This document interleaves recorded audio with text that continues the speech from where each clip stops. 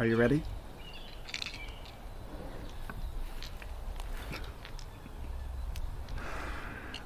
You won't be needing those here.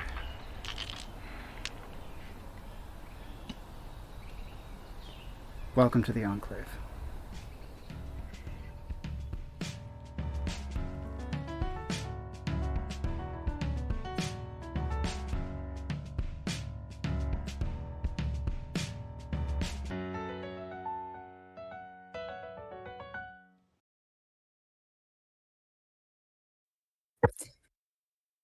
Good to see you, everyone. My name is Robby Howell, and welcome back to Enclave. Sorry for the late start today. We have everyone now together. I have a mission ready for you all. We have, as per always, 3 fantastic guests with 3 fantastic characters, and in the order that you joined, Garnet, Cat, and Detour. If you wouldn't mind introducing yourselves, then we'll do another go-around to introduce characters. Fire away.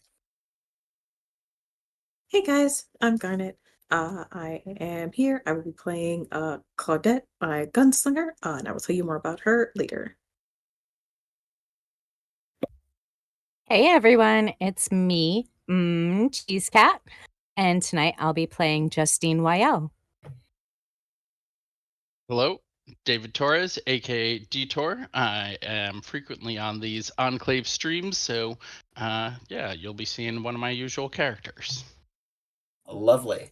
And speaking of your usual characters, I'm going to briefly tell you everyone the focus words. Actually, I'll do focus words afterwards. Even though we just did that once around, let's do the once around again so that we can hear a bit more about your characters. Give us like a 1 to 2, maybe 3 sentence overview of all the things people need to know. Alrighty, so Claudette is a gunslinger, like I said. She has been on multiple missions. Took a nice little vacation and is ready to get back to work because there are fewer commas in her bank account than she would like. And she will be very excited to see Justine again. And Justine feels the same about Claudette. Every mission is better when Claudette's there. Justine is an Arabic woman in her mid-30s, a professional world touring dancer.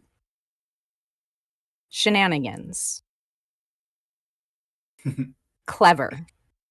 Lucky.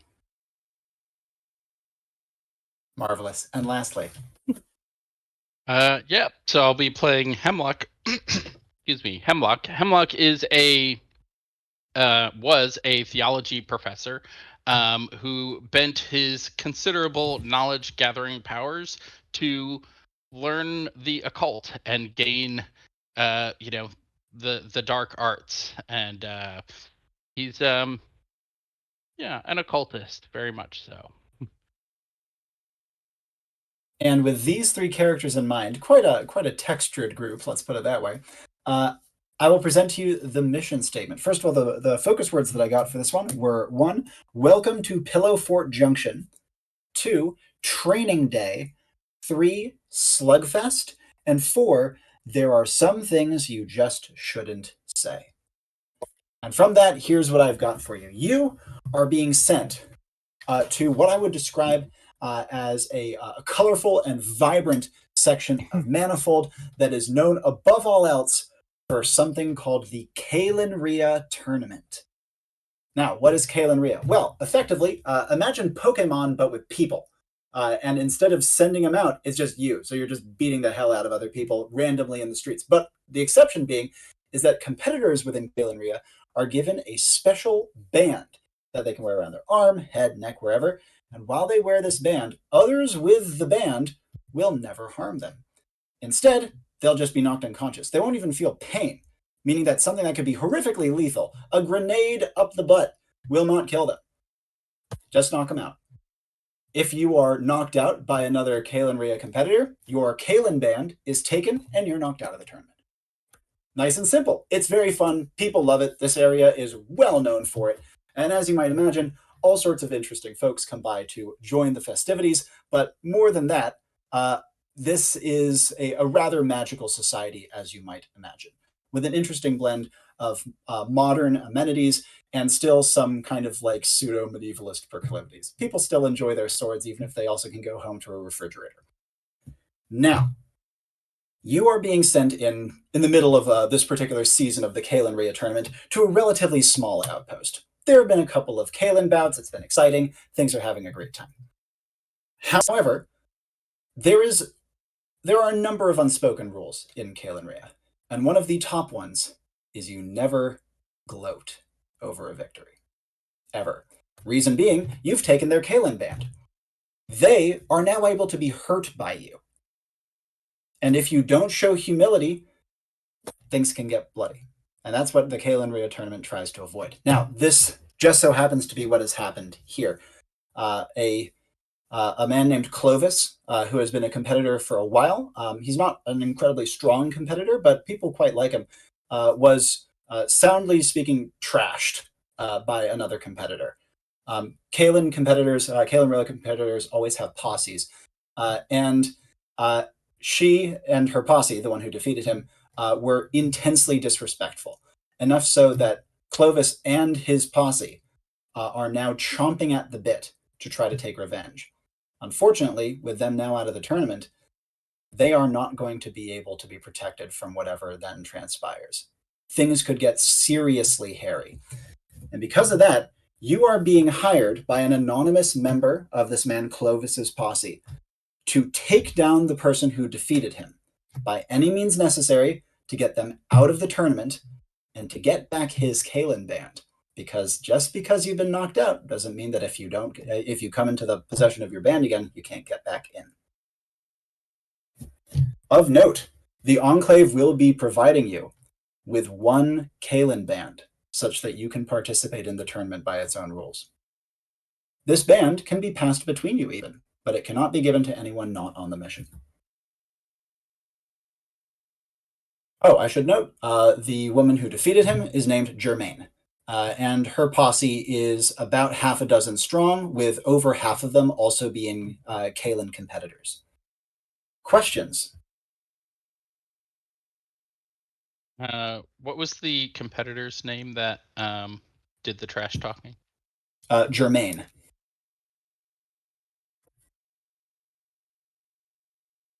How many people in their entourage? Germaine, again, has about half a dozen, 4 of whom are also Kalen competitors. Clovis has an entourage of about 4, none of whom were also competitors.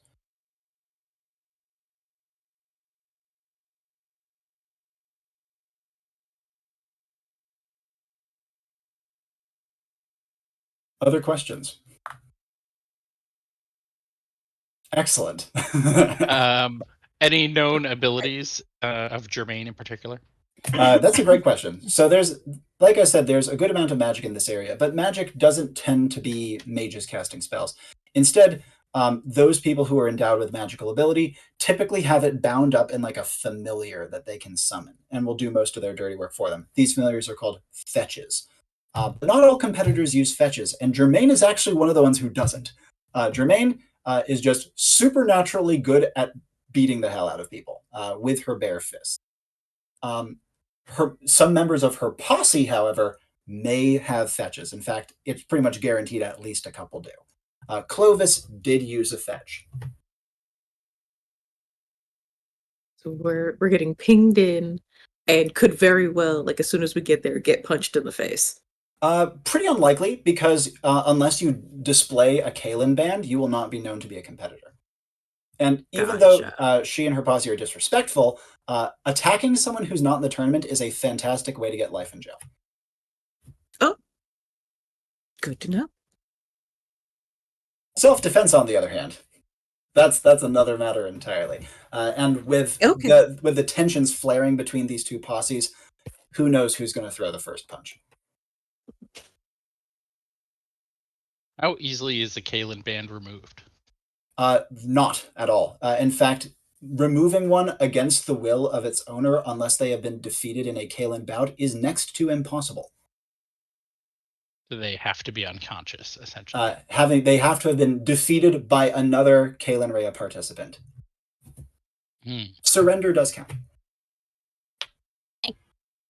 Can someone wear more than one? Yes, you can wear more than one. Okay, Typically, so if you kind of knock like people out, trophies. yeah, you wear it as Yeah. a trophy. Also, it means that if you are wearing someone else's and you get knocked out, you get a second life. However, unlike the one that I was just describing, like the one that's bound to you, if you're wearing someone else's, those can be swiped. It's quite common to like have one of your posse go out and literally just like trick or steal or rob or bet to get Kalen bands off of other people to get extra lives. And is there a way that they're differentiated? Yes, the person, the Kalen band that is bound to the person will always, without question, have some sort of magical resonance emitting from it unique to the others. They are unmistakable, and a Kalen tournament match can only start when both people display their Kalen bands that are innate to themselves. So how would we be able to identify Clovis's? The best way to do so would be to look at positioning and how tight it is. For example, if she has it as a trophy, she might have like thrown it on loosely or something like that, whereas the one innate to her will always be completely tight to her body, pretty much impossible to remove. So you might take a little bit of guessing.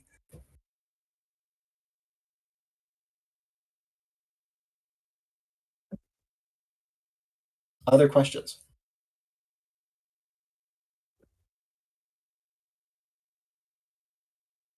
Excellent. In that case, let us proceed to assembly. Brought together in a beautiful, well-furnished Enclave meeting room, only ever in shades of gray, we will begin with Claudette and Hemlock. Claudette first to arrive, Hemlock arriving shortly thereafter, and I will cue in Justine when she arrives in turn. Gotta have my twill suit. So Hemlock walks in with a gray twill suit and a black cloak over his shoulders, carrying a ebony staff mounted with a what would presumably be a demon head skull, certainly a humanoid skull with like ram horns coming out of it. He strolls forward. Hello. Howdy. Ah, If it wasn't for the fact that I worked here, you would be a sight, but this is actually pretty normal. indeed. You see many strange things in the halls of Enclave HQ. I see you bear a firearm. I A couple, think actually. excellent. Do you actually use it? Many of those that I've worked with seem to be reluctant to pull the trigger when necessary. Never a problem with me. Fantastic. You will not find me hesitant She to kill either. she's gonna just kind of run her hand over the brim of her hat and just like, okay, I kind of like this guy. Name's Claudette. You may call me Hemlock. Good to meet you. And we can say at this I won't point, be the only one doing any fighting here. that Justine, fashionably on time as always, would stroll through the door. Justine this evening is in a more Indian outfit. Mhm. So think a more modest crop top shirt that has little mirrors sewn in on it, a long skirt, many yards, very flowy. That also has little mirrors and fine embroidery work. And on her side, she is wearing her scimitar.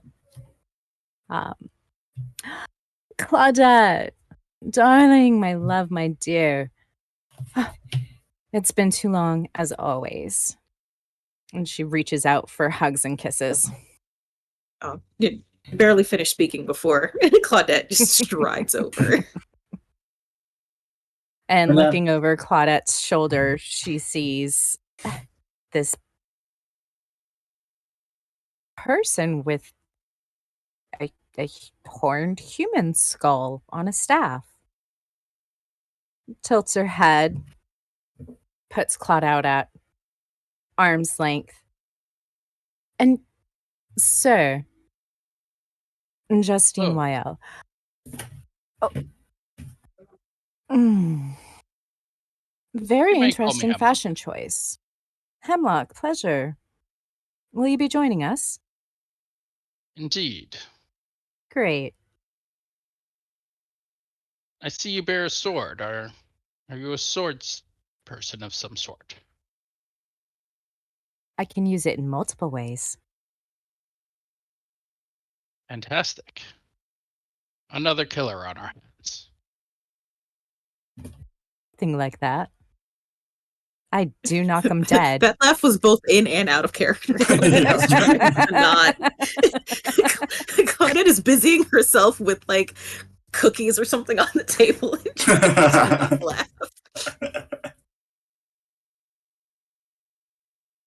Well, perhaps we should decide which of us should bear the band.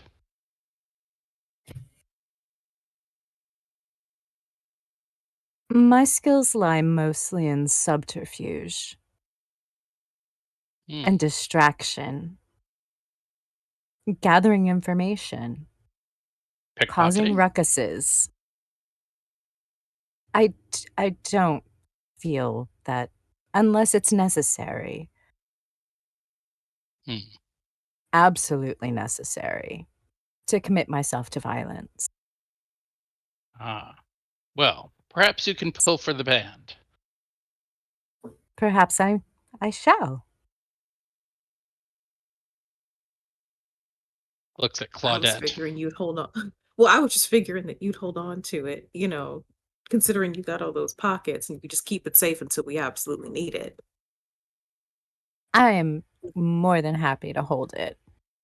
Versus but wearing it and then potentially inviting combat.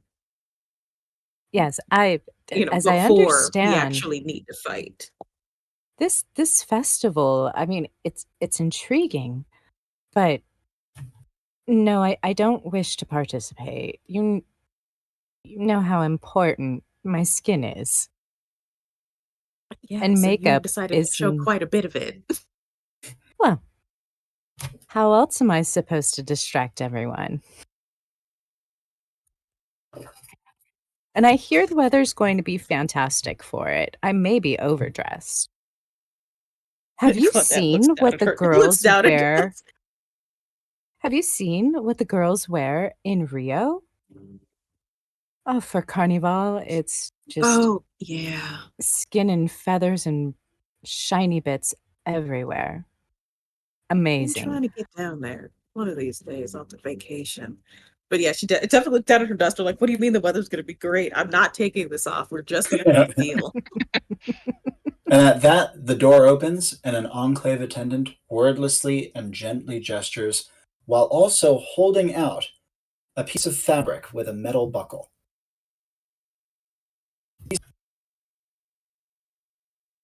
Think. Plucking the band, Justine finds it to be simple, but it's well made. A beautiful brass piece emblazoned with an interesting symbol. The fabric is rather stretchy and is kind of a shade of turquoise green. This would go with my eyes, but in the pocket. And from here, through Enclave HQ to the teleportation chamber. Dim, As small, we are rounded walking, corners. Mhm. as we're walking through the corridors, I finally brought googly eyes. And I'm putting googly eyes on the faceless attendant. You would notice that as you place the googly eyes there, they're only visible for a moment, like boing, boing, boing, before it looks like they kind of meld into the anonymity of the attendant. Oh. Next time I'm bringing a magic marker. And from here, you are prompted by that disembodied voice. Agents, please take your places atop the telepads. Shall we? Yep, Justine actually kind of skips. She had a really good performance. Big payday. And as the group of you take your places, Got to be a better way to do this. you feel your bodies dissociate, tingling away to nothingness, hitting your eyes and exploding. And when it's revealed, you find yourself in beautiful, brisk sunlight with blue skies overhead. You are on a kind of not arid, but drier crag or mesa. There's vegetation around, but it clearly hasn't rained in several weeks at the very least, though things still seem to be green and flowering. A handful of cacti, but for the most part, more deciduous trees. Additionally, the buildings nearby are of quite striking design. They almost look like they are made of plastic more than anything else, with bright, shiny colors and eye-catching displays out front. There are a good number of people outside that you immediately notice upon porting in, but the outpost, the town itself, is quite small. You can only see maybe 10 buildings in sight, and most of them are a little on the far side away, with the ones that are most present and prominent being first and foremost an inn, second and secondmost some sort of market or supermarket maybe, and in addition to that, a large fenced-in area that maybe looks like a parade ground or a fairground of some kind. There's quite a lot of elevation difference between these buildings, and the roads wind their way up in very tight little hooks and angles to get up to the various buildings on different parts of the promontory around you, though the roads themselves do not look like they are meant for cars. Like I said, there are a decent number of people, mostly going about their day, but you can see plenty are sitting out watching the fireworks. A few even have put out what look like lawn chairs or hammocks to watch some of the more colorfully dressed people going by. Out in that parade ground I just described, you can see two individuals fighting fiercely, whipping around like wire fu performances. But additionally, beyond that, you can see two prominent groups. You can see that outside of the inn, there is a group of maybe a dozen or so people who are clustered around a large bulletin board. And there is another group of maybe 6 or 7 people who is moving towards the inn. Actions upon arrival, beginning with Claudette. So Claudette is going to look around and almost feel a sense of this feels familiar, with the dry air and the cacti. There's a slight smile. It's like, oh, this kind of feels like home. This is of course after she shakes off that weird feeling from the transporter that she absolutely hates. Indeed. And honestly, she just kind of wants to get a good view of said fight. So she is gonna see if there's a tree that maybe she can climb. Yep, to she could kinda climb the watch the fence fight. and kind of like lean against the fence. There's a couple of trees, like low trees that she could easily get atop, as well as a low crag nearby that she could also scale without almost any effort. Yeah, she's probably gonna climb up one of those trees and just kind of, perch in there, cowboy boots, and trench coat, and just kind of enjoy the fight, and just kind of kind of call down. We should probably pay attention to this just so we can see how they do things here before we start investigating. As Claudette is climbing, calling this over her shoulder, immediate actions from Justine. Seeing how dusty it is, Justine takes the edges of the sides of her hem on her skirt, the lower hem, brings them up, tucks them into her waistband so that way legs have a little more freedom and the rest of the skirt gets pulled up with it. So hopefully the bottom won't get too dusty because the embroidery is gorgeous. Just looks around, looks at what Claudette's mentioning to take a look at. So probably looking over towards all the combatants, but taking in like the spectators, getting a feel for the people that are here. Absolutely. The little fairground that Claudette is indicating only has one bout going on between two individuals. They are fast, dodging and dipping and diving all around.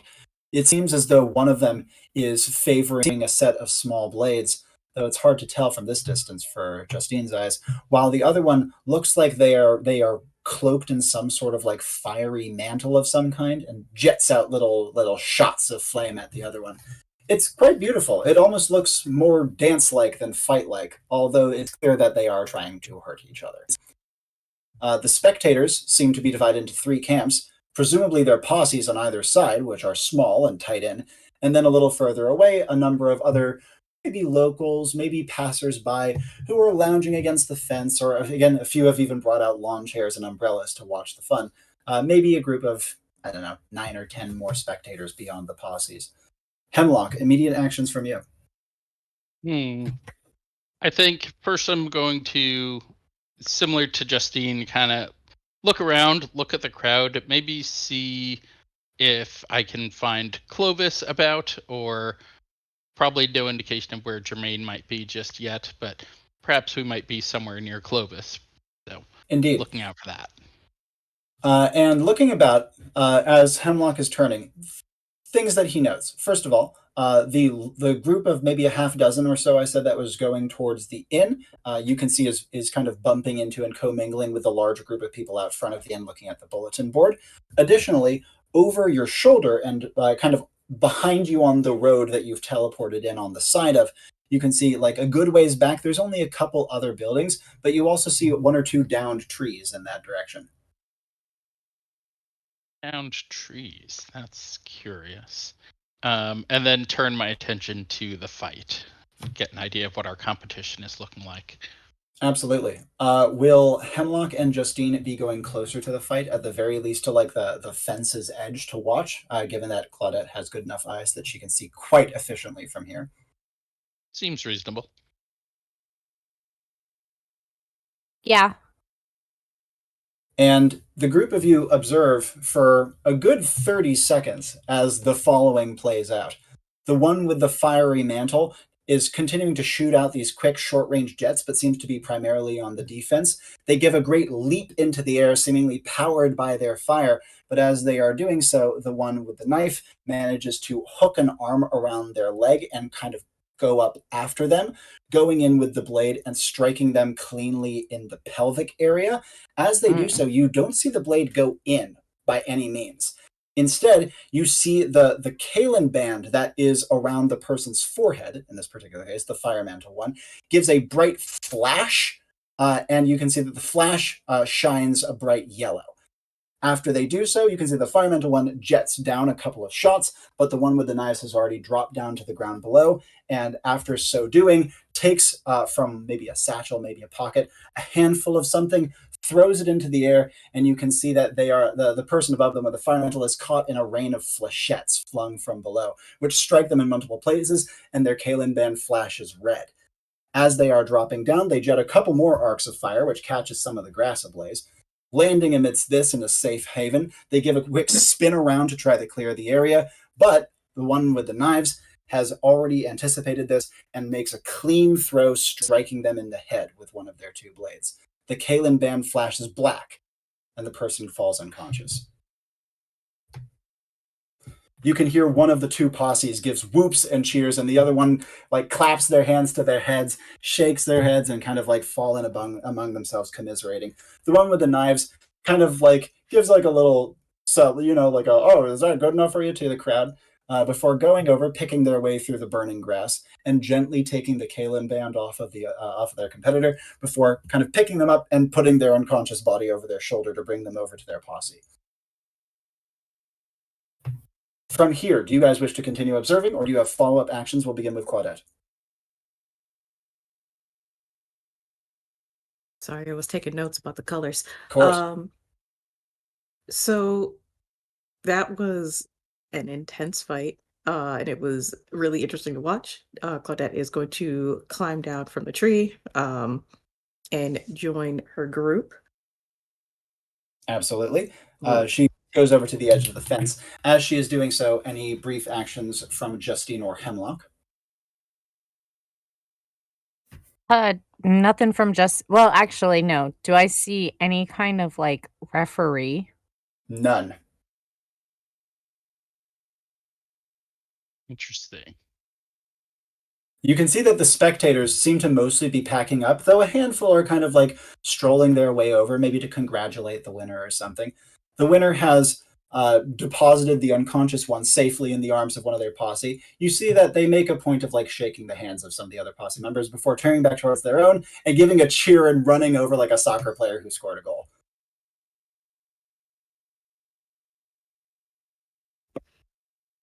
By this point, Claudette has Violent, but kind of cute. Claudette has reconvened with the other two at the fence. Actions from the three of you from here. Think we should This is start quite some gathering some town. information. Indeed, we should see when the next bout is on and who's up next, or how this actually works out. You see there's a Don't pair of think they're spectators who are currently going to leave the fairground not far from you, one of them carrying a lawn chair. I'll be right back. As Justine is popping off, actions from Hemlock from here. I think I'd probably be looking towards the inn and address Claudette. There's often information to be found at the inn. Could be a good place to start. You're not wrong. I will. Why don't you run on ahead? Don't want to get too separated, and I will let Justine know where we're headed. Indeed. And Hemlock he'll start proceeds. walking off. And Claudette? All right, so we've got the people with the lawn chair. I am going to start looking around to see if there's any sort of like pamphlets or any sort of information just sort of like scattered. You know, when you go places and they hand out like schedules and whatnot. Gonna start looking for those. And after scanning for a couple seconds, your eyes are drawn back over to the inn and the bulletin board. Then I will head there. Meanwhile, Justine, you have made your way over to the two people who are currently letting themselves out of the fairground. It's a basic, like, swing out fence, though again, made of what looks almost like white plastic. The two folks are older, in their presumably 50s or 60s.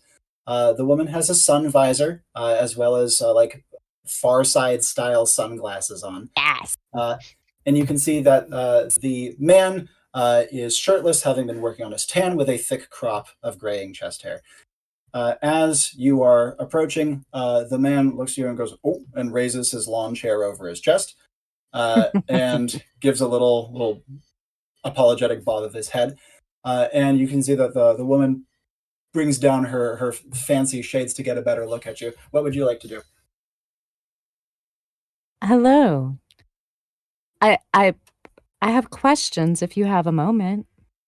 Oh, well, of course we're happy to answer questions. Are you new in town?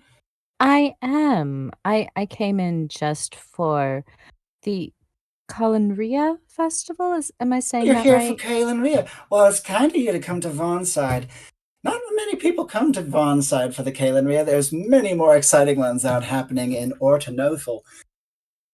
The woman says, "Would you like a lemonade or something?" Oh, that would be fantastic. Here, come on back to the homestead. We probably have something outside. Yeah, we have something outside. We can share. I prepared a bunch earlier for the competitors, but they all came in from the other side of town. Well, their loss, my gain. How does this work? And get information as we're walking, because I like lemonade. Indeed. The man says, I mean, what do you want to know about it? Maybe it's because we grew up with it, but it's pretty self-explanatory to us. Well, is it like... Have you ever heard of purging? Wherein it's multiple 24-hour periods to just get it all out. But this seems much safer than that. Oh, no, nothing like that. Okay. We both participated in Kalen Rhea when we were young.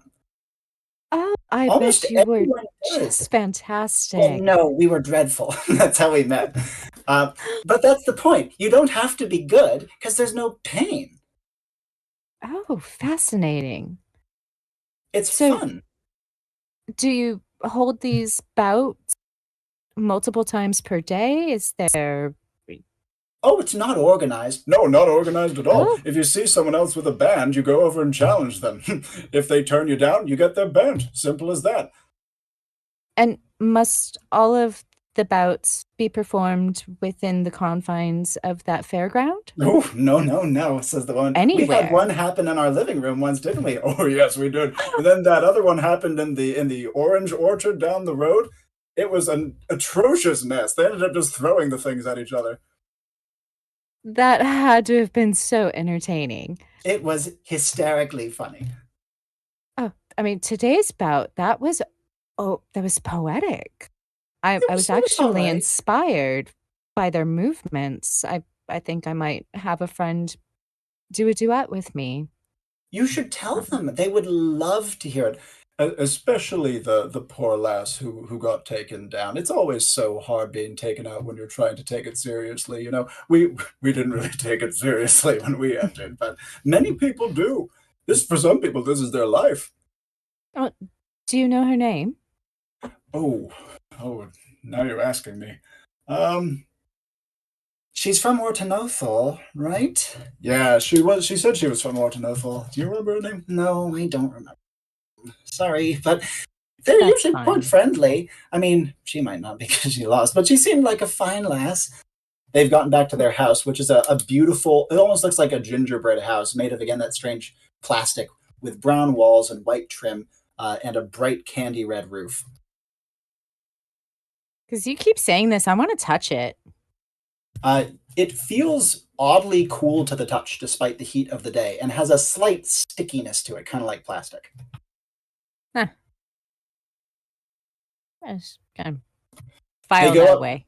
They go up to an outdoor ice box and pull it open, and you can see. Have you ever seen like how outside of a marathon people will just be like handing out Yeah. water bottles? It's exactly like that.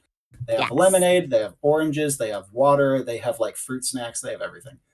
Yum. I'm grabbing an orange too, Help yourself, if says they the allow man. me.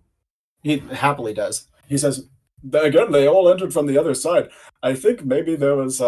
Sometimes the competitors will travel in groups together to get to a new locale.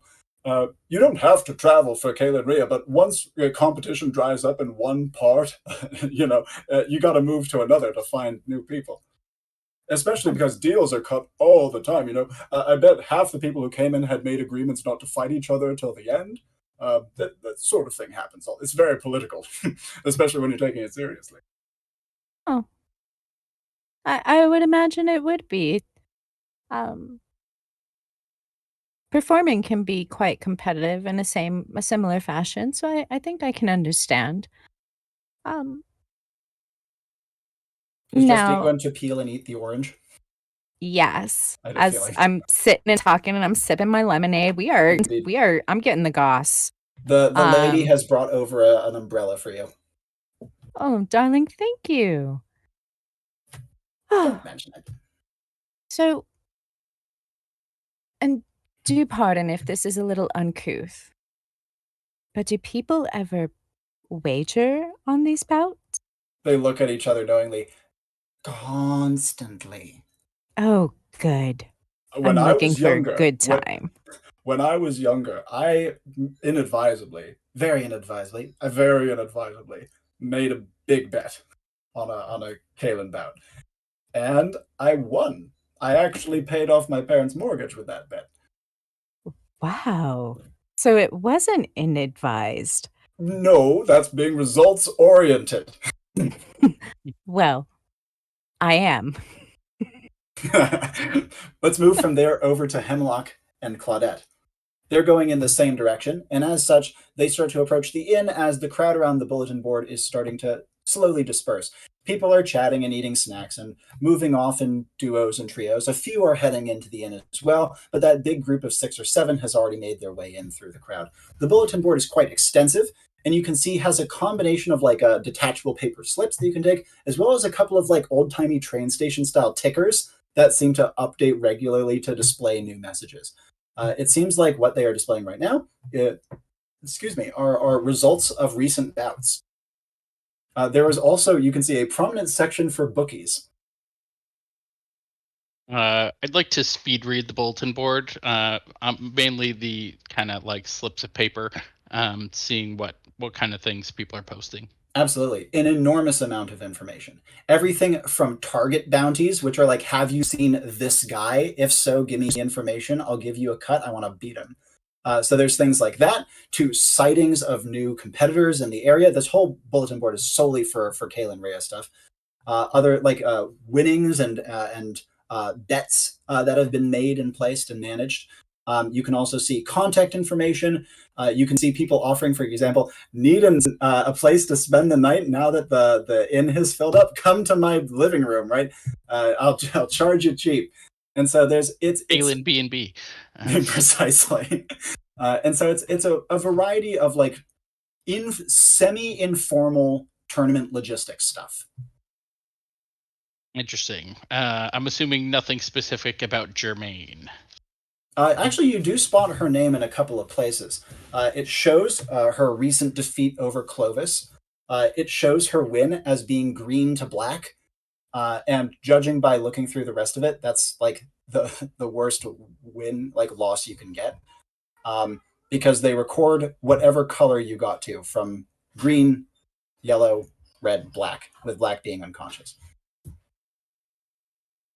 Cool. I think seeing a little bit about that, I'm going to reach into my book bag and pull out, like, so you want to be a Kalen competitor, and kind of learn about all the basics, ins and outs, and hopefully some like strategic information about like what does well in the tournament and that kind of thing. Absolutely. So a couple things that you have that you note through.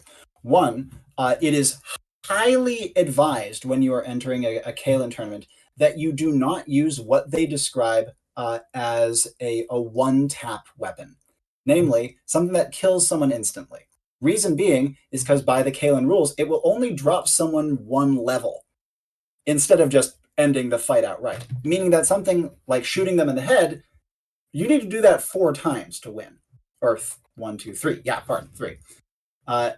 And for many weapons, that's not really very good. You want to end that immediately if you're using such a weapon. So oftentimes having quicker, lighter weapons is more advisable, because getting a substantial hit with those, even if it wouldn't have been lethal in real life, will still count. Another thing is the book dedicates a lot of time to picking your battlefield, because where you challenge someone really, really matters. They even have like advice on how to like jump someone on the way to a bathroom or something. Because like they say in the book, it's underhanded, it's frowned upon, but it's a win, right? And if you can get them when they need to pee, then they're going to be distracted. So you notice that Kalen Rhea overall is kind of tongue-in-cheek here. It's a huge part of the culture. It's taken very seriously. People love it. People make a shitload of money off of it. People lose a lot of money doing it. But also, people kind of take it in good humor for the most part. And there's definitely a spirit of the game thing, where if you get too like butthurt about Kalen Rhea, then you're doing it wrong. That doesn't mean people don't. It just means that's kind of the custom of the area. While Hemlock is reading, actions from Claudette. She's only a few paces behind Hemlock, sees him rapidly processing the information on the bulletin board. What would she like to do? First thing is, she seeing that he is at the bulletin board where she was initially going to go, she's going to look and be like, fucking librarians, and walk past him into the inn. Certainly. The inside of the inn is more like, how would I describe this? You ever been to like a ski bungalow or something like that? Like this, it walks the line between informal and fancy. You know, it's not like, oh, it's a hotel, there's fine, you have to stand here in your coat closet. No. But at the same time, it's nice, and it's actually quite chintzy. It's climatized inside so that the dry heat of the outside is not quite as applicable here. The furniture is lovely, but also quite homey. It's a really interesting layout with a bunch of like staircases that lead up to interesting little catwalks that overlook the main room. And so too, while they don't have a day bar, they only serve drinks at night. They do have a kitchen going that cooks on demand. So there's like at least 12.5 people in this main room. A lot of loud talking, some laughing, some arguments, the usual. All right. Claudette is going to sort of zone in on one of those arguments and try to just listen in on what they are arguing about, see if there's anything interesting happening there. If that had landed, it would have been yellow. I guarantee. Now you think that would have been yellow. That's what she's been conditioning for, idiot. Well, I don't care about your conditioning. A solid hit is a solid hit. It wouldn't have been a solid hit, etc., etc., etc. Interesting. And the temptation to continue listening is strong, but that's not why we're here. This whole situation is incredibly intriguing to Claudette, and in another situation, she might actually consider participating. But again, not why we're here. So she will then go to. You said there's no bar going, but there is a kitchen. Is there someone available to speak with? They do seem to have someone working the counter.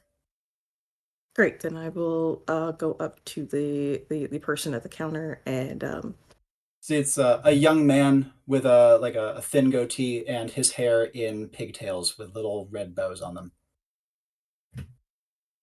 adorable. Hey there. Hi, how can I help you?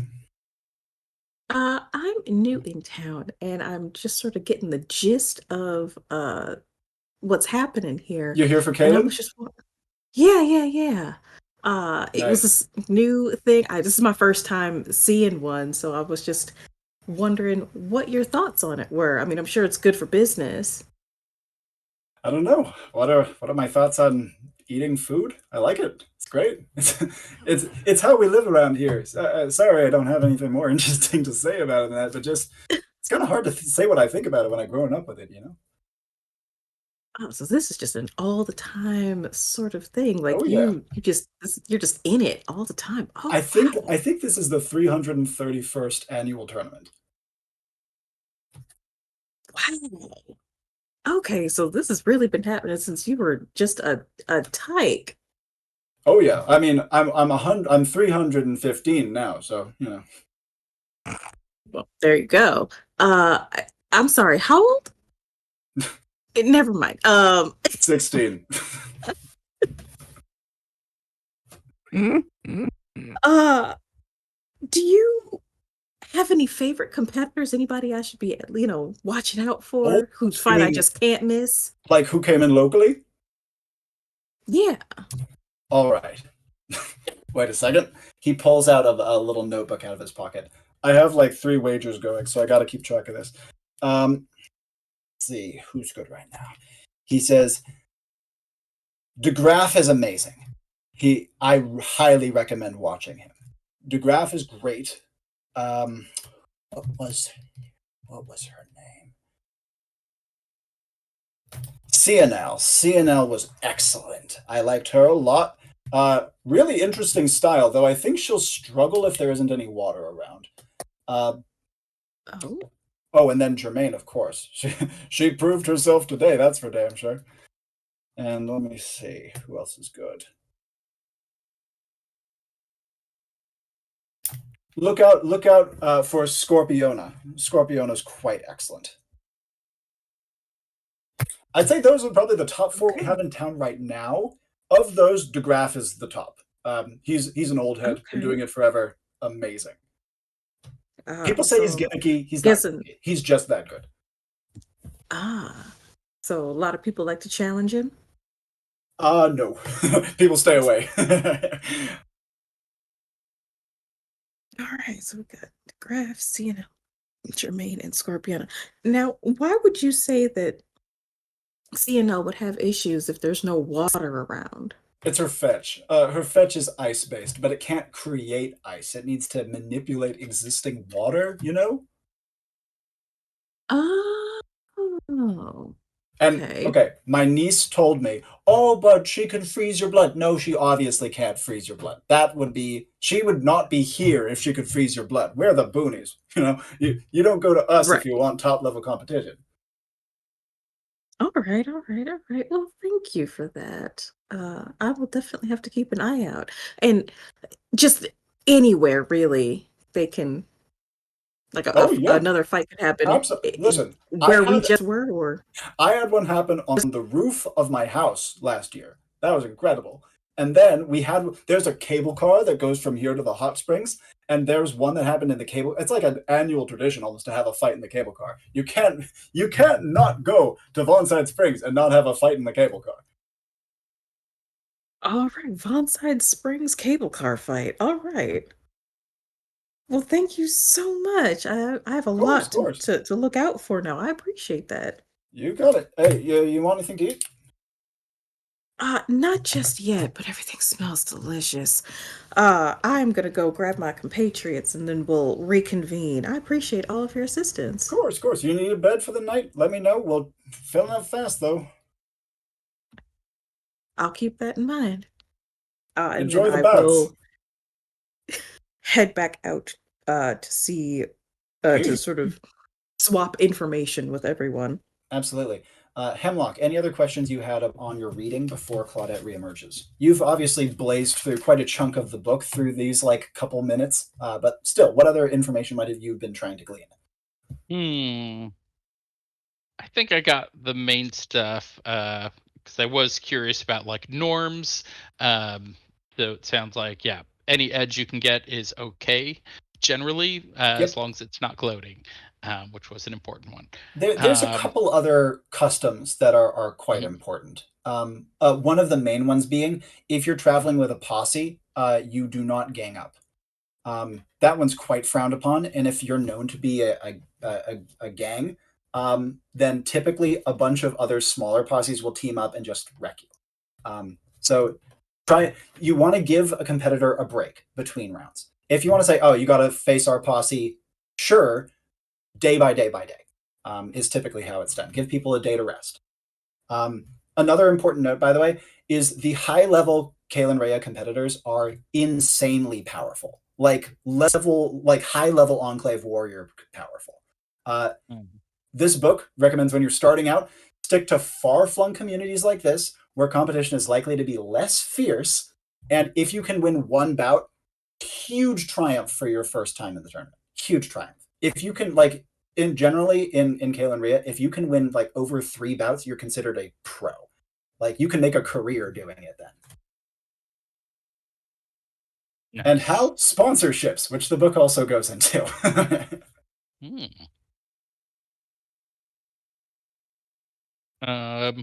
Cool. Yeah. It's at this point where Claudette would reemerge.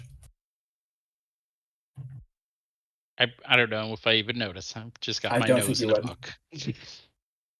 And Claudette, what would you like to do? You see Hemlock reading away exactly where you left him. Find anything interesting? Claudette. Yes, actually. Many interesting things, important information that we should know. And I would relay mainly information about the whole one-tap thing, so probably something to the effect of, so, your firearms. If you were to shoot someone in the head, it's not an instant kill as you might expect. You have to hit them at least 3 times. So I'd imagine you're quite a good shot. I'd imagine you could pull off multiple skilled shots all at once. Yes? I've been known to, when necessary. Fantastic. Well, perhaps you should be our champion. My weapons are unconventional, and you see a beetle come out of his robe and get her across his neck and back down his collar. Quite unconventional. Was that a scarab? Yes, something of the sort. I wouldn't advise touching them. No, thank you. Let's jump back over to Justine. Orange in hand, lemonade in the other. Any other questions Justine has for this couple? I forgot to get my new friends' names. Of course. The man puts himself as Hao. You can do H-A-U if you want. And the woman puts herself as Oween.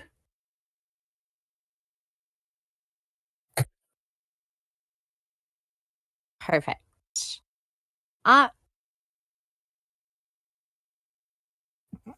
Thank you, Hal, Owen. This has been an absolute delight. I Of course. must be returning to my friends. We have so many things planned for this festival. Good. And I'm ready to go cause a ruckus. You give him hell. He puts I out a intend big to. hand. And I shake it gladly. Owen also comes over and shakes your hand and says, "You have a great time, and if you decide you want to stay the night, let us know. We'll put you up." That is very kind. I do have 2 others with me. Would they be welcome as well? One will need to take the bathtub. Well, it won't be me. I think we can shove the librarian in the bathtub. That's the spirit. Oh, and make sure while you're here you check out the hot springs. That's pretty much the only thing anyone comes here for besides the Kalenria. Now, that is what I wanted to do, but my friends are a bit fiery-blooded, so I think they want to participate. But after, I'm sure they'll want to. I'm looking understand. forward. Oh, I understand. divine. And how would I get there? The hot springs? Yes. Cable car. He points Ah. up the rise that kind of looms up above little buildings dotted on it. All the way, follow that road to the top. From there, you ride the cable car down. Pretty cheap. Shouldn't be too bad. Get there, and then you just pay entry into hot springs. You can buy, I think, a full day. If I think it goes hour, half day, full day. Full day is what you want to take. Fantastic, Hal. Thank you again, both of you, for your hospitality. Of course. He pushes another 2 oranges into your hands. One for each of your friends, and the 2 of them start to head inside. Awesome. I put the oranges in my pocket, and I put my orange peels from earlier in my pocket, because you never know when you're going to need to have a mini flamethrower. Well said. Justine likes fire. From here, where would Justine like to go? She's going to retrace her steps because she has, she has her map, but she doesn't feel like pulling it out. Indeed. It's very like here. You would, as you're retracing your steps, rapidly spot Claudette and Hemlock. The 2 of them quite stand out, given that everyone else here is wearing, light colors and like a revealing skin. Yeah, I'm in dark colors, but I'm revealing skin. Indeed. And I got mirrors. So to catch my friend's eyes, where's the sun at, actually? Sun currently is late afternoonish. So as you're walking along the road towards the inn, it's at your back. Okay. I think it should still work, at least with Claudette's senses. As I start approaching, no coins jingling, because we are not wearing coins today, but we are wearing mirrors. I'm going to start doing like little pirouettes so that the sun glints off of the mirrors as I'm turning. And that would absolutely catch Claudette's eye in record time. Oh yeah. We'll just immediately go over to her. Never stop being you, ever. I shan't. Orange? As she pulls out both of the oranges. We'll definitely take one because the food inside the inn smelled good, but Yeah. no money. So Free sad. food tastes better. Is one being passed to Hemlock as well? Yes.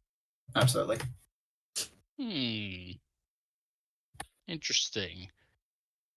Gives me an idea. I'll stick it in a pocket for now. Speaking of ideas, I have some.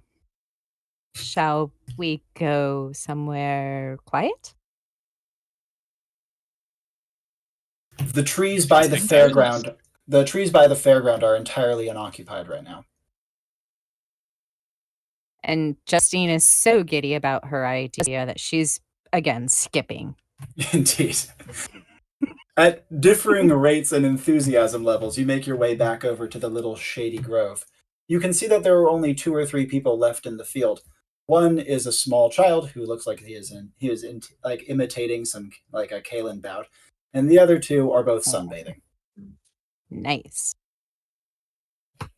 As you get into the relative seclusion and quiet, what do you want to do? Darlings, I have on me, my person, covering my skin, a perfect distraction for however we can get it set up for the brightest part of the day. I can be a discotheque ball, Fantastic. blinding them. What do you think? Apparently, And I have I'll extra mirrors. hold up the book. According to, well, these aren't exactly regulations, but norms of this area, and for the tournament, that underhanded tactics are acceptable, perhaps frowned upon, but we won't be here long enough to care about any scorn we may garner. And you've never been on a mission with me yet. I'm really good at lying. Fantastic. And I am If a we can- performer, world renowned, upon multiple versions and planes of Manifold. So I can get away with saying I was just rehearsing. Fantastic. My suggestion, we have Claudette be our champion. Her firearms will be able to quickly deal several hits at once. And you can provide distraction, ensuring these hits land. And I'll hold out my hand and a beetle crawl out of my sleeve onto it. Perhaps we can poison Germaine in some way.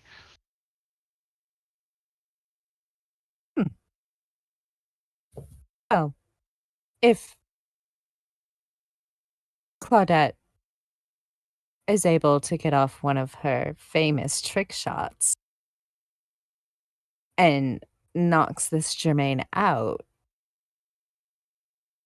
then it's simply a matter of grabbing all the bands. Well, unfortunately, she'll have to do it 3 times.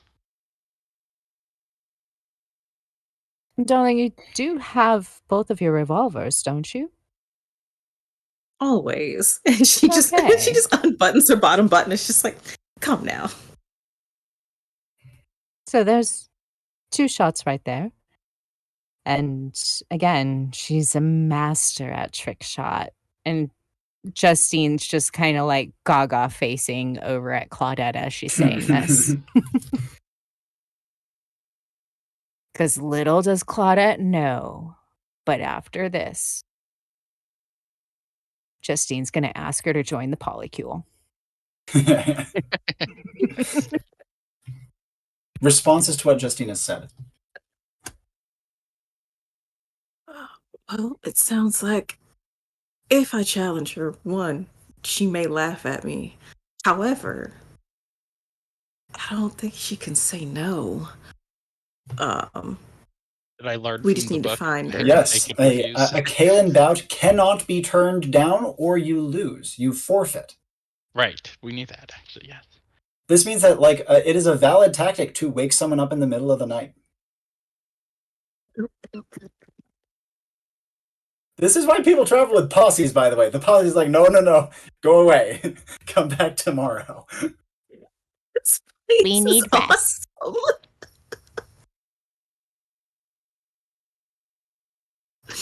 Yeah, and We apparently may it need is to incapacitate the posse.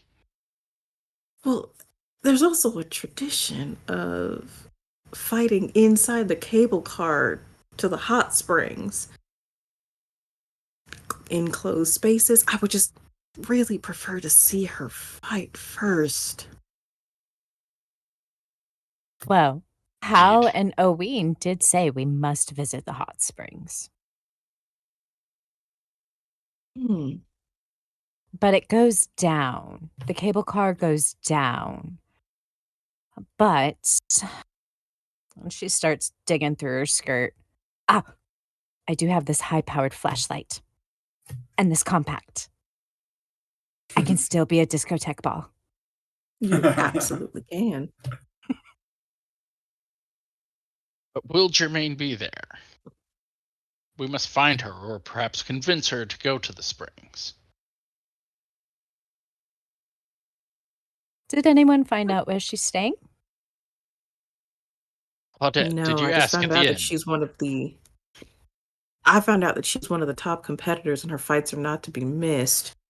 I also found out the names of other competitors whose fights are supposed to be really good. Did Hemlock say? That I was didn't pretty hear. much it. Oh, I was asking if Claudette asked at the inn I after see, where yes. Germaine might be. That'll do. I should I note thought that that would have been a little too on the nose. You know, I'd hate for someone who was in her posse to overhear and then warn her that people were looking for her. as you guys are saying this, by the way, Claudette would be the first to notice movement. Um, she sees in a couple different parts of town there are little like murmurings among people, and people are coming out of buildings and looking excited, but they don't seem to be entirely related. One little cluster starts to be forming before another cluster starts to be forming. The first one is happening a ways up the rise towards some of the more straggly houses on the way to the cable car. Another of these little clusters is happening right outside of the inn with a troop of people coming over towards the pitch once again. Another fight about to begin? Looks It like would a appear couple. so. Oh, uh, you and your eagle eyes and bat ears. I love them so much. You keep me safe. I have to. If anything happens to you, you can't perform, and then my whole entire evenings are shot. This is true. You're You my see that favorite bodyguard. some of the forerunners of this particular group have reached the gates to the fairground, pushing their way open. The child who was imitating Kayla and Rhea comes rushing over to see what's happening, and the two sunbathers move their blanket like 10 feet out of the way before going back to what they were doing. This is a much bigger group than the last fight in terms of spectators. Maybe 2 to 3 dozen. Wow. We should find Gotta out who's find out competing. Who wishes to do so? Yeah. Happy to just stroll toward the nearest person.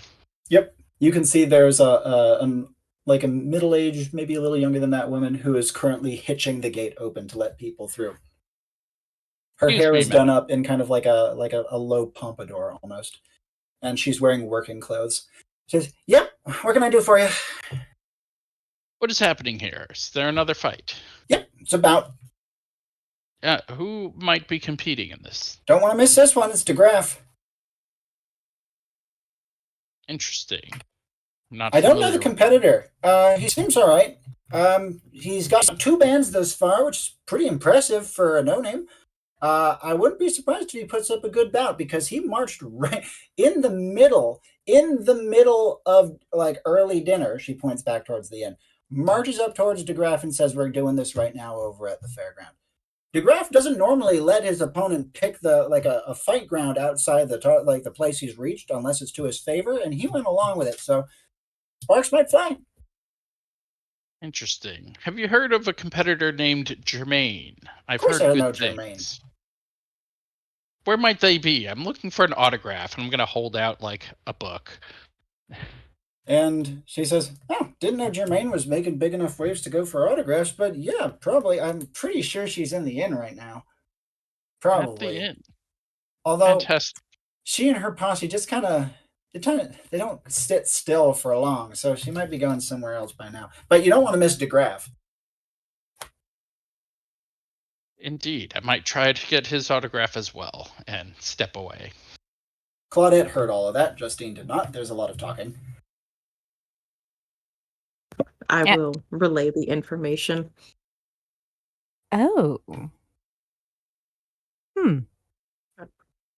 A young boy inside the inn said that DeGraff was the top competitor here, so this could be a good fight. However, not super conducive to our current mission. We may want to see what's happening with that other fight. Even though internally Claudette wants to watch this fight. As the two of you are saying this, both of you plus Hemlock see someone suddenly rise above the crowd. He's a graying man with kind of how to describe this, like very, very dark olive skin. He has big sideburns, and he's wearing gray clothes with like short sleeves and shorts. And he seems to have risen above the crowd as if by like an elevator that brings him up like 8 feet, though you can't see over the heads of everyone. You see that he's looking kind of like mellow and isn't, even though a lot of people seem to be talking to him and asking him questions, he doesn't seem to be responding to any of them, not in a rude way, but in like a focused way. Any actions from the group of you as the crowd is making their way into the field ground? Your way to the end is clear if you want to go in that direction.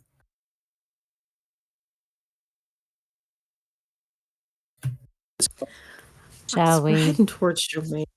We feel like we probably need to find Clovis. We Might have be not yet helpful. met the person who hired us. We should probably find Clovis before we go challenging folks. Oh, I was going to suggest we pivot the plan and go with subterfuge and distraction and thievery. Or at least get eyes on where the extra bands are worn. Mm-hmm. Shall we split again? Yeah. I think we should I'm look for gonna Jermaine. Okay. Oh, But- I actually did. Well, yeah, it was shared. Never mind. In that case, Yes. since Hemlock seems to be the one with the most directed plan of action, what does he want to do? Head toward the inn, since that was Jermaine's last known location. Absolutely. As Hemlock strides off, follow-up actions from Justine or Claudette. Well, darling, going to go on the hunt for Clovis and we'll reconvene? Or shall we all go in and confront Jermaine? I don't think that's a good idea.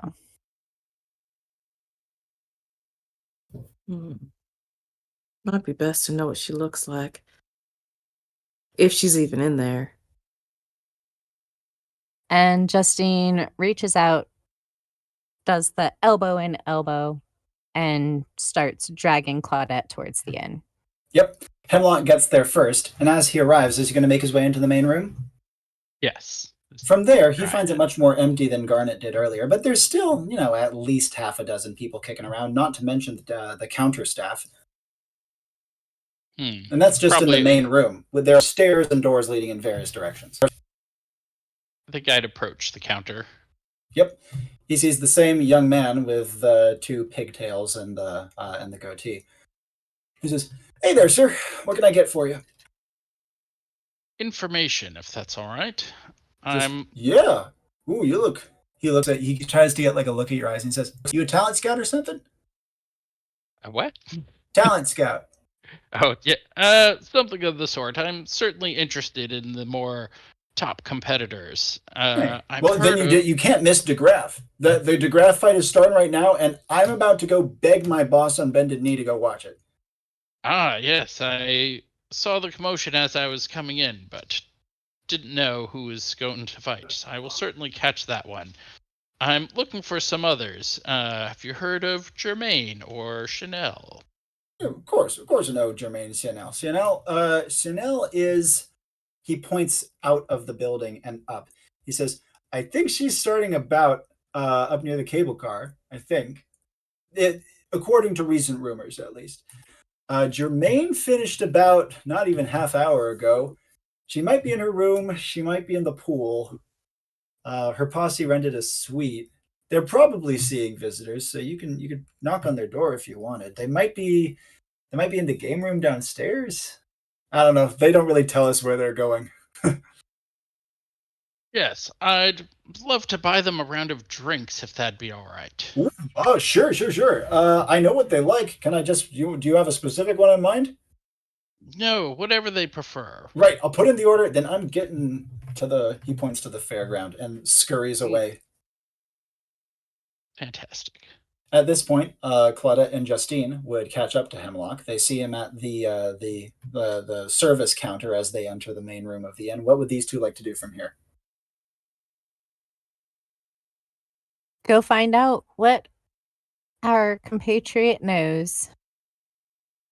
Briefly stopping by the service counter where Hemlock is currently waiting, what would the two of you like to say? So have we located? Well, supposedly the posse has a suite here at the inn. I am attempting to buy them a round of drinks. Perhaps we can enact some of this subterfuge. Did you get the door number, or to find out which door the suite is, or are we knocking on all of those doors? She says, looking up. After a moment, as you're about to respond to this, what looks like a 9-year-old girl who is carrying like a serving tray on her head with a bunch of loaded drinks comes scurrying in. You can barely see the top of her head over the counter. She says, "Hi, yeah, where is this going again?" To the Germain suite. Jermaine Street, got it. She goes, and you hear her kick open the swinging door behind the counter to come out. You see that her hair has been flattened down from probably hours of carrying trays. And she goes over to the stairs and starts climbing them with quite remarkable dexterity. I'd actually, try to stop her as she's going up the stairs. Like, excuse me. Careful! I don't want to spill on you. Oh, of course. However, perhaps I could carry that for you. You look like you've had a long day. She looks you up and down. She says, "How's your balance, buddy?" Not great, but Then I'll carry it. And no.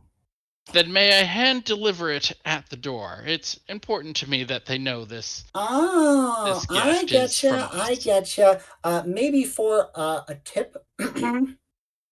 Fantastic. Justine?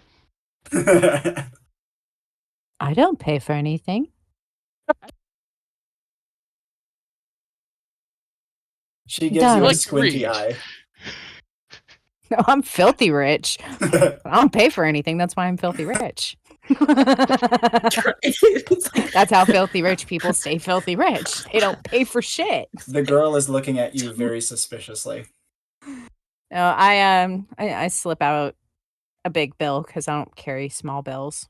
Thank I'm one of you. those rich people. I'm annoying. She takes it and puts it behind her ear, and then continues to tromp up the stairs. Shall we? Darling, with balance and the way that you move with grace and that full tray, should you decide to, one day you could be a great dancer. I am a great dancer. You could be a touring dancer. She says, "Dad says there's no money in that," as she gets to the top of the Oh. stairs. When you have a moment to look at the bill that I slipped in your hand, you will see there's good money in it. You see that she kind of flicks her eyes up to in the direction of her ear, and she says, "I'll show it to Dad." Awesome. And she goes tromping along the hallway. As you do so, you hear her quite bossily say, "Out of the way, move! Don't want me to spill on you, do? Oh, look, I'm almost spilled!" to people that she passes by. Oh, I like this little girl. She's She's great. Spitfire. And as you go down the hallway, going past various people in various outfits, you get to another smaller, tighter staircase at the end, which gives you a beautiful window view vista of the surrounding mountainsides and cliffs, which are colored in all sorts of striking purples and oranges from unusual clay formations, striating in the exposed rock. And from there, up to another hallway, and then she gets to a door. Outside of each door, there's like a small, like a chair and like a little table with a little bonsai plant on it, little decoration outside of each individual room or suite. She sets the tray down on there, looks at the bill, gives it a sniff, and then puts it behind her ear and says, "Take it away," and goes tromping back down the stairs. Hemlock Before bows she and thanks does, before, like, Justine will follow after her like a dozen steps or so and go, "Darling, wait. I want to teach you a fun noise for when people are in your way." She looks at And- you again suspiciously, and she says, "I have plenty of noises for when people are in my way." Have you ever heard this one? And I make the trill of the Zagarit. Mm. She says, "No." It can get very loud. She gives you a kind of, well, I'll believe it when I see it look, and says, "I'll try it out." Great. Have a And wonderful evening. with a little toss of her head, she goes tromping down the stairs. Careful you don't toss that bill out your hair. She touches it to make sure it hasn't left. Now outside of the suite, you can see that the suites are not numbered. Instead, they have little mosaic patterns on them. You can see that this little mosaic pattern seems to be that of like a clay urn or like an amphora of some kind. Well, looking over the tray of drinks, I will once again produce one of my beetles and addressing Claudette. So, interesting fact, these beetles are actually quite deadly normally, but in very small amounts, and as I dip like the rear end of a beetle into one of the drinks and just squeeze it slightly. Beetle butt juice. In very small amounts, it only causes horrific, bloody diarrhea. Excellent fun fact. Bloody beetle butt juice. Got it. I'm just gonna lean over to Justine. Remind me to never piss off the librarians. Duly noted. I don't even think they like entertainment, so I couldn't even make up for anything that you did. Mm-mm. And after bloody beetle butt juice is distributed, how many drinks do you put in this in? All of them? Yeah, all of them. Yeah, Why not? After- You don't know which one she's gonna pick. indeed. Is the beetle okay? No. I'm not Sicilian. Yeah. The What beetle happens is to the beetle? thoroughly juiced. It got boofed. So you've just got a bunch of those critters running around inside your clothes. All right. Only a handful. Speaking of handful, it would take Hemlock 3 beetles to do this. Ooh, fair enough. And after doctoring, fortunately, this is a very small hallway and it doesn't seem to get much traffic. And as such, you're not seen doing this. But with this done, what would you like to do? Well, the deed is done. However, probably not the best one to be delivering it. I'm guessing that is a prompting look at Justine. Yeah. Or You have me We want- pay, and now you're having me do physical labor. Who do you think I am? In your fancy books, there must be one on me. You should read it soon. well, we must all do our part. If you put that staff aside, you look more like staff than I do. Would that be true? Honestly, both of you are pretty far from any of the outfits you've seen here. So, kinda, even if in different directions of the spectrum.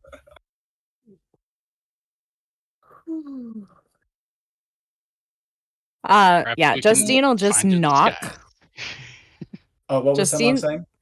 Justine's doing a ding dong ditch, basically, because she's not picking up drinks. Indeed. I will knock on the door, and that's it. Fair enough. Claudette hears a few very hushed voices inside for a moment, and then footsteps with no talking. The door swings open, and you see 3 people shoulder to shoulder looking leery and tough, but then they loosen up almost immediately. Hello. Is this a suite of Germain?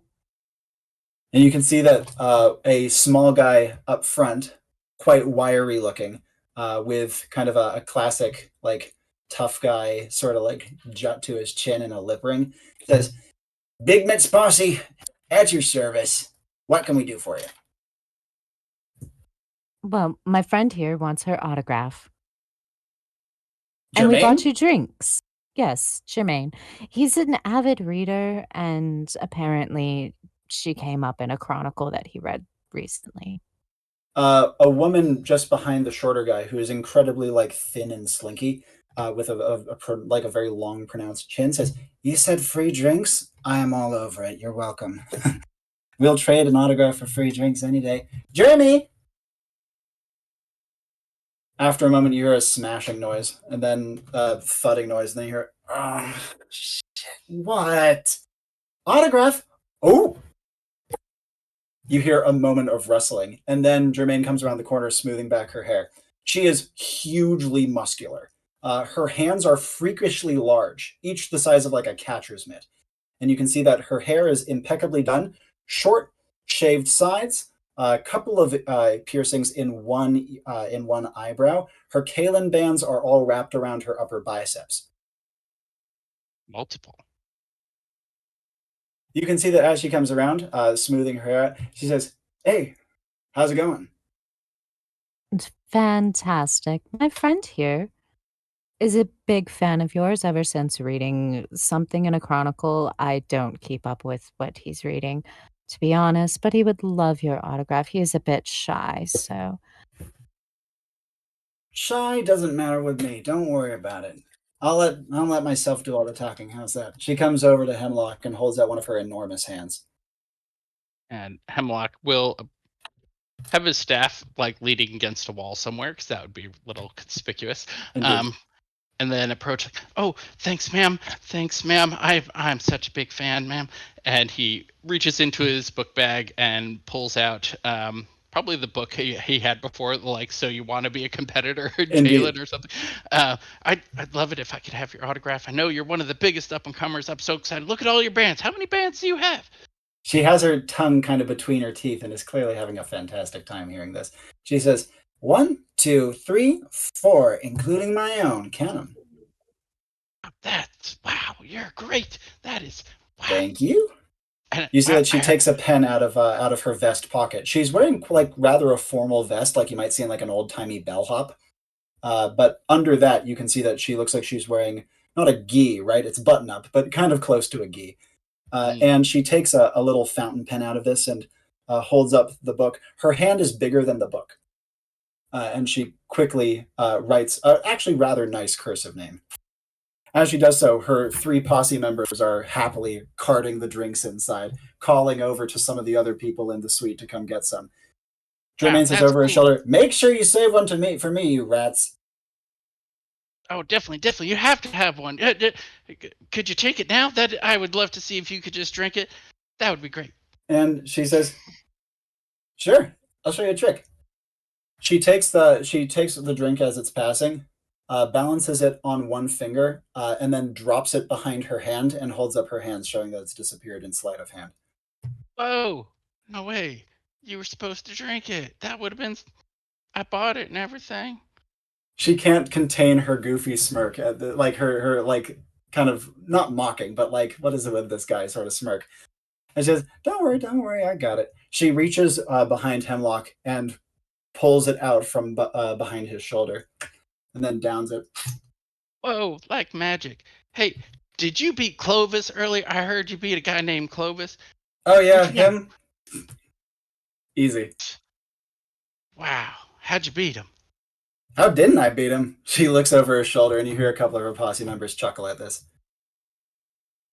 Well, we unfortunately got into town a little late, so we missed it. And he wasn't. You didn't miss anything. Him here was a little disappointed. You really didn't miss anything. Oh, it was like that. She says, "Now listen, whoever's going to... Okay, we know who's going to win the fight outside. It's going to be DeGraff, right? I might try to take DeGraff tomorrow. If I do, don't miss it. I might try to work my way up to him, though." Wow. Okay. Yeah, DeGraff. Now, just out of curiosity, again, because we did get here a little late, has anyone tried to fight in the cable car yet? We haven't had a cable car around, I don't think. And then you hear over your shoulder, "Yes, we did, but it was, no names." Oh, okay, doesn't count then. Oh, well, you should do the cable car fight. I might do the cable car fight. I might. It depends on who I'm matched up against. If I'm up against DeGraff, I'm not going near that damn cable car. DeGraff is a bum. You got that fight. It's all you. She smiles Now, and now. pushes her hair back again. Says, "We'll see. And hey, if I win, dedicated to you, buddy." She starts to go back You're into the the best. suite. And Hemlock backs away. Closes the door, and over her shoulder gives a last casual thanks. The door shuts. Fool took the bait. Fantastic. Laid that on a little thick there, didn't you, Hemi? It worked, didn't it? You should go to Bollywood. Do you think? No. Yes, I do. That was fantastic acting. Now, can we get out of here? I did tell you that Howe and Owen said we could stay at theirs. Oh, great. Although, Hemlock, you have to take the tub. Whatever. But, well, not sure how long this is going to start to take. And then they'll Yeah, I be was fairly gonna ask. incapacitated, and then we could just challenge them. Man, that is a whole lot of woman. Indeed. Okay. Question. Do the suites have their own bathrooms, or is there like a public You're not like sure. floor bathroom kind of thing? Hunting around on this floor is quite small, and looking around, you do not see a floor bathroom. Well, but probably only going to be one. One Yeah. at one at max 2 actual toilets. So Though I said earlier the floor is rather unoccupied, you do hear a couple of footsteps down below. Maybe someone's going to be coming up soonish. I don't think you guys are dealing with anything sensitive, but just in case you do, you would be hearing this. well, How do we you can wanna play probably start this? get going anyway. Well, depends on. We'll figure it out when we get outside. Probably best not to have conversations in here. Do we want to see Mhm. if any of them come out of the suite? Well, let's take ourselves down. Well, as far down as we can, because this hall is tucked back and not visible from the main floor, the communal dining area. Making your way down the stairs, you pass by only one person on the stairs.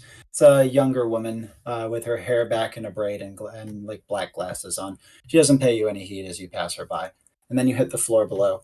The floor below is again mostly like non-suite rooms, and there's a good deal more action. You hear some excited chatter in the hallway as you're arriving into it, as two like neighbors are talking to each other about a recent bout of some kind. From there, passing along to the staircase leading down to the main dining floor, you can see a couple of people are filtering into the main room. Again, excitedly chattering, sharing news, sharing events about the tournament. Among them, you can see one individual whose hair is flying all over the place. She looks absolutely exhausted and goes slumping over the counter and just says, "Water, please." And from there, you can see the girl who was carrying the trays is now standing on like two boxes to get tall enough to look over the counter, and she slides a glass of water towards her, looking bored. As you guys hit the main floor, what would you like to do?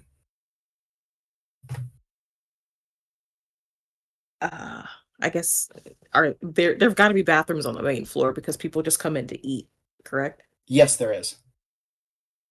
Okay, so having gotten a good look at the members of her posse, I guess we just grab a table and wait.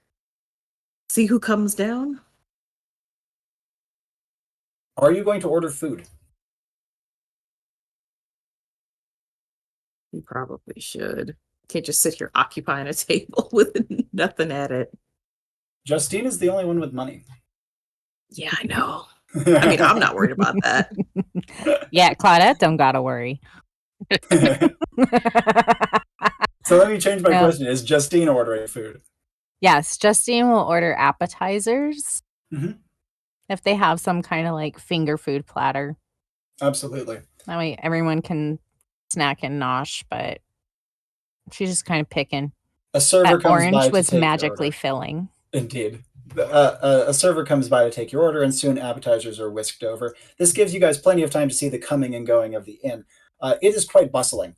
Even if there are maybe no more than 12.5 people in the main room at any given time, easily the amount of people who pass through on a regular basis is triple that. Over the next 10, 20 minutes, you guys munch away and see folks coming and going, news being conveyed. You hear, for example, that DeGraff unsurprisingly wiped the frickin' floor with the new competitor, but the new guy put in a really good showing, and DeGraff seems to have really liked him, which is a good sign for future. You hear word of a couple of big potential brand ambassadors being in town, maybe looking for someone to sponsor.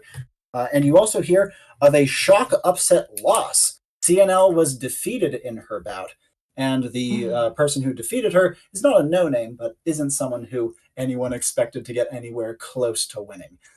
That being said, and I should also note, the man with the pigtails comes back in saying, okay, so she did need water. That's my bad. But before you go further than that, it's been about 20 minutes. You have seen not a single sight of any of the posse members. Although, admittedly, you only did see 3 of the posse members plus her, and there were 7 drinks total. Anything else you want to do, or do you want to hunker down and wait a little longer? You think we should learn more about the other competitors? Oh, I don't really see the point. Perhaps we could convince one to fight for us. Why fight our own battles if we can get some other fool to fight it for us? Well, it seemed the most capable would be DeGraff. As Justine is saying this, DeGraff himself re-enters the building. He's flocked by quite a large throng of admirers, and seems, again, detached but polite. Getting a better look at him, you can see, again, a lot of the people here are wearing kind of cool, cosmopolitan, sort of the stuff you'd see in New York in the summer or something like that. However, he's wearing much more modest, if not kind of ratty clothing. And it doesn't look unclean. It just looks like he doesn't buy new clothes very often. And he goes over to the counter. You see that he has a brief word with the girl at the counter, who leans in her head looking very serious and conspiratorial about it, and then gives him a nod and he moves on.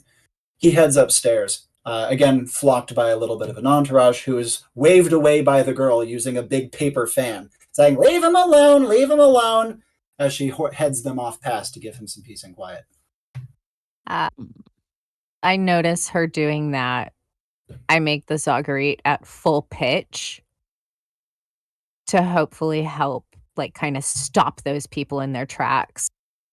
And as you do so, she says, good idea, and tries her best at imitating the noise as well. But thanks to Justine's vitality stat, that did get the eyes mostly off of him and onto her. The group of you are still placidly sitting around your table, and the girl, after getting people to at least pause in their tracks, says, there, you heard what she said? Off. I know what she said. I speak the language. Bugger off.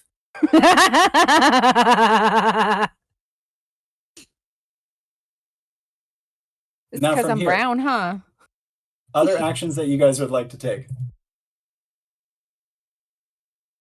I think this one's kind of tough. Because, the thought of fighting this woman does not appeal to me as much anymore, seeing how large she is. Because that looks like, one good hit to the temple and I'm down, and that's embarrassing. Well, it would have to 3. be 4 or 3, so. But, Versus bullets. I'm just not trying to take that many hits to the blinding flashlight in the eye. I'm hoping along with the distraction, there's a little temporary blindness. I don't know.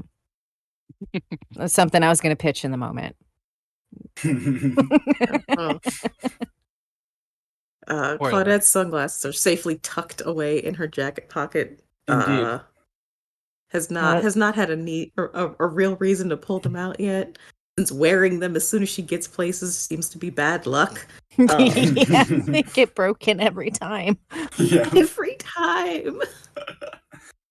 But as the people who are sitting around the table, looking uncertain, you can see that the girl has made her way, weaving through the crowd over to you with her fan over her shoulder. Says, "Hey, you didn't happen to bring my tray back, did you?" They No. took it inside the room, actually. These people. I know. They have no respect. She goes stomping over to the stairs theatrically and starts to head up. That one's going to go far. Yeah. She just needs a firm hand and a little bit of guidance and Hemlock, Yes. do your bugs communicate with you, and can they fly? Because if so, get one of them on her real quick, and then they can tell us what's going on in the room. Not how I typically use them, but perhaps we could swing something of the sort. Subterfuge. What could be more evil? The doors push open, by the way, and another crowd of people come hurrying in. There's a sudden clamor of commotion and excitement. What would Hemlock like to do? what is this? While you're considering, Claudette, to answer your question, it seems like this is the victory posse of the person who beats CNL. And this brings the people occupying this particular building or this particular room up to like into the 30s. It's not cramped, right? But it's crowded, right? There's a lot of people in here. Though most of their attention is turned towards the door. You can't even see who they're looking at. There's so much thronging excitement at the moment.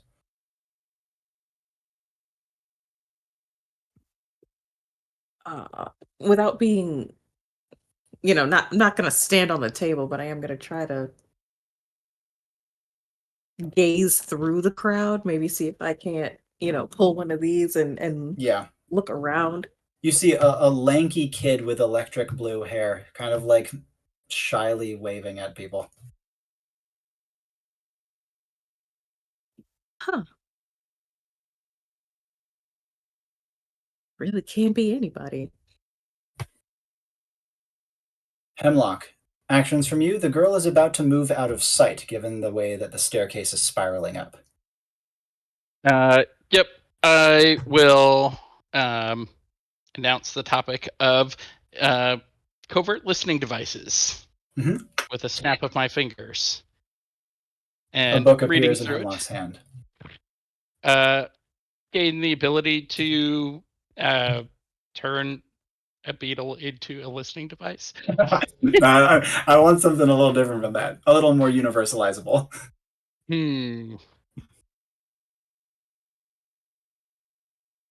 What could that be? I'll have to think about it. Sure. While you're thinking, Justine, any actions from you? Hemlock is conjuring a book and reading. You see Claudette is kind of angling around to see who the winner is. Anything that Justine would like to do herself? She's going to enjoy her fried pickles. There's plenty of them. Oh, no. She's having fried okra. Oh, that's excellent. Now, I should note, as she is doing so, you can see that some of the crowd is kind of spilling over into your section of the main floor. A trio of excited-looking, like maybe tourists of some kind. One of them says to you, "Hey, do you mind if we get this side of the table?" Because you guys are only taking up half of it.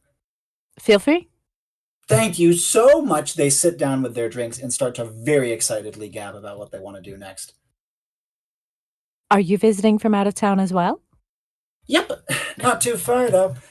Yeah, we're just coming from Ortonothel. We came up to see a couple bouts because we're huge DeGraff fans. Oh, such huge DeGraff fans. My dad was watching DeGraff back when he was first starting. Yeah, I know. It's so cool, and we got to meet him today. That's why you come out here, because there aren't such big crowds. People can actually take the time to talk to you, get to know you.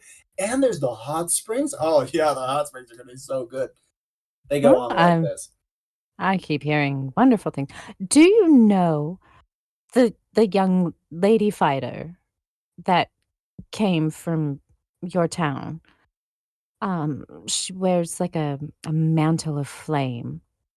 They look at each other for a second. Ordinothal's really big. You're clearly not from. Oh, no disrespect at all, but you're clearly not from No. around here. No. Ordinothal is huge, like one of the biggest cities in this part of the country. There's a lot of people who come from Ordinothal. Fiery, man. Do you think could she jump really high? Oh, yes. Yes, I know her. I know her. Her name is Nia. Nia sounds right. I'm gonna go with Nia. I think this was like her second year, maybe. Oh, she was enchanting to watch. Was she good? Oh, it's great. I hadn't seen her before, but it's great to see new talent. Always great to see new talent. Yes, and unfortunately, she was defeated, but the performance of it was like a dance. It was beautiful. If It you was want, almost choreographed. if you want, you could talk to her. Probably. I mean, it's her second year. She probably doesn't have a big entourage. Well, I will be seeking her out. I would like to at least see if maybe she can teach me a few of her moves. I'd like to incorporate them into a routine or two. Absolutely. Any follow-ups from Claudette before I check back in with Hemlock? Not at the moment. She did clock the young man who looked really shy with bright blue hair. May try to talk to him later if it seems important, but I think Claudette is just trying to blend, best she can, with the excitement of everything. This whole tournament actually does seem like a cool thing to her. A different way to use her abilities, as it were. Absolutely. And Hemlock, what have you come to? Okay. I would like the ability to conjure and invisible to everyone but me string that I can attach, and when the two ends are attached to something, they work like you remember when you'd make paper cups and attach it with a string? Yeah, That's something like that. beautiful. I love that. And now the second question. How are you gonna get the beetle onto the girl without killing her? Yeah, that part. I'm gonna have to hope for the best. She has hair, right? Hair? Is she holding any food? No, she's not. She's going off to get her tray. Right. Well, I'm tying Is she wearing an apron? my string around it. Yeah. And Uh, she's at the top of the stairs. She is wearing an apron, and she's starting to go out of sight around the curve of the staircase. Just So in the pocket, then. yeah, I'll just whisper to the beetle like, "Now go, land in a pocket, listen." I'm guessing that's a manifest to make it not Yes. fucking murder her. Yeah. Yes, please. And your arcane Hemlock stat would be devastated. your arcane stat is what? 5. Yeah, that's what I remembered. And so because of that, the beetle sprouts its wings and flies up out of your hand. You don't see it land on the girl, but you do, after a moment, hear in your ear her grumbling to herself. They tip well, but they sure don't know how to treat a tray. And then you hear her practicing the noise that Justine taught her under her breath a little bit. You have to teach her that. Yes. You Yes, hear I her. did. You hear her tromping up the stairs. Mm-hmm. You hear her get to the door, and you hear her rap loudly with her finger, like her knuckles. And she says quite loudly, "Hello, let me in. I need my tray. Hello." Getting the tray. You hear a click, and then you hear her say, "Oh, oh no, oh no, no, no, no, no," and you hear the door slam and her running. I think it worked. And sure enough, after about 5 to 10 seconds, she comes down the stairs as white as a sheet. And you see her book it down, weave through the crowd, and rush over to behind the counter. And for the first time since you saw her, she doesn't have her swaggering confidence. She looks like a young girl who has been badly scared. And she runs over to the woman who served you and grabs her around the waist and pulls her down to whisper in her ear. The woman also turns white as a sheet and quickly looks over towards the back scullery kitchen area. and goes hurrying in that direction after whispering something back to the girl. The girl nods, and you can see her, again, hurry upstairs. This is likely our best chance to challenge Germaine. She's likely incapacitated. Is that how that works? I can just challenge an unconscious person? Indeed. Unethical, perhaps, but allowed within the bounds of the rules. Okay. Well, darling, your caller. Upstairs. Oh yeah. I will take the band and I guess uh do they stretch at all? They stretch quite a lot, actually. And do they have to be visible? You don't know. The only reason I ask is because I figured I'll just slip it on underneath my bandolier corset Yeah. while I'm walking. Do you want to So try? people don't. Yeah, just just kind of And you find that as you try to get it under, it gets very tight. Tight enough you can't slip it under. Oh, okay. All right. I'm sorry. It can't be visible on my person. Wear it due as to an my anklet clothing. around your belt. Or around your boot. There's an idea. Yeah. and You're it'll very just- fashionable. And after wrestling with this yes, thing for a moment, So now it looks like an ankle monitor. yep, Yep. it snaps around your ankle, and you feel a sudden shiver down your spine, like stage fright is the best analogy I can give. That kind of exhilaration, spookiness. Okay, well, it's still better than the transporter. And also, Okay. as Claudette looks around, the Kalen Rhea bands of all the other participants jump out to her eyes as though they were highlighted in her vision. Oh. Now I see. Okay, so this is so we don't accidentally challenge someone who's not a competitor. Okay. All right, I can deal with this. And as you guys And get to then the I top of will- the stairs, you bump into the girl again. This time, she is dragging by the arm DeGraff. She's pulling him in the direction of the staircase, but your paths cross, and she looks at you all, her eyes wide and her face pale. She trembles slightly as she says, "Did you do that? Darling. Do what? What has happened? Someone got stabbed. Excuse me? There's blood, real blood." Oh, no. Stabbed? Are you sure, though? Yes, I'm sure, I saw it.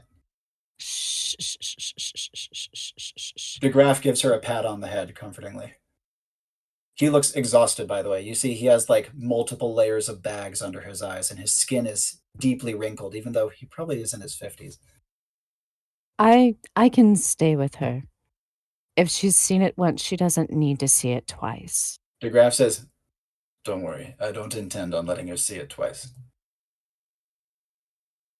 Now, darling, did you actually see a stab wound on a person or just blood? Stab wound, person.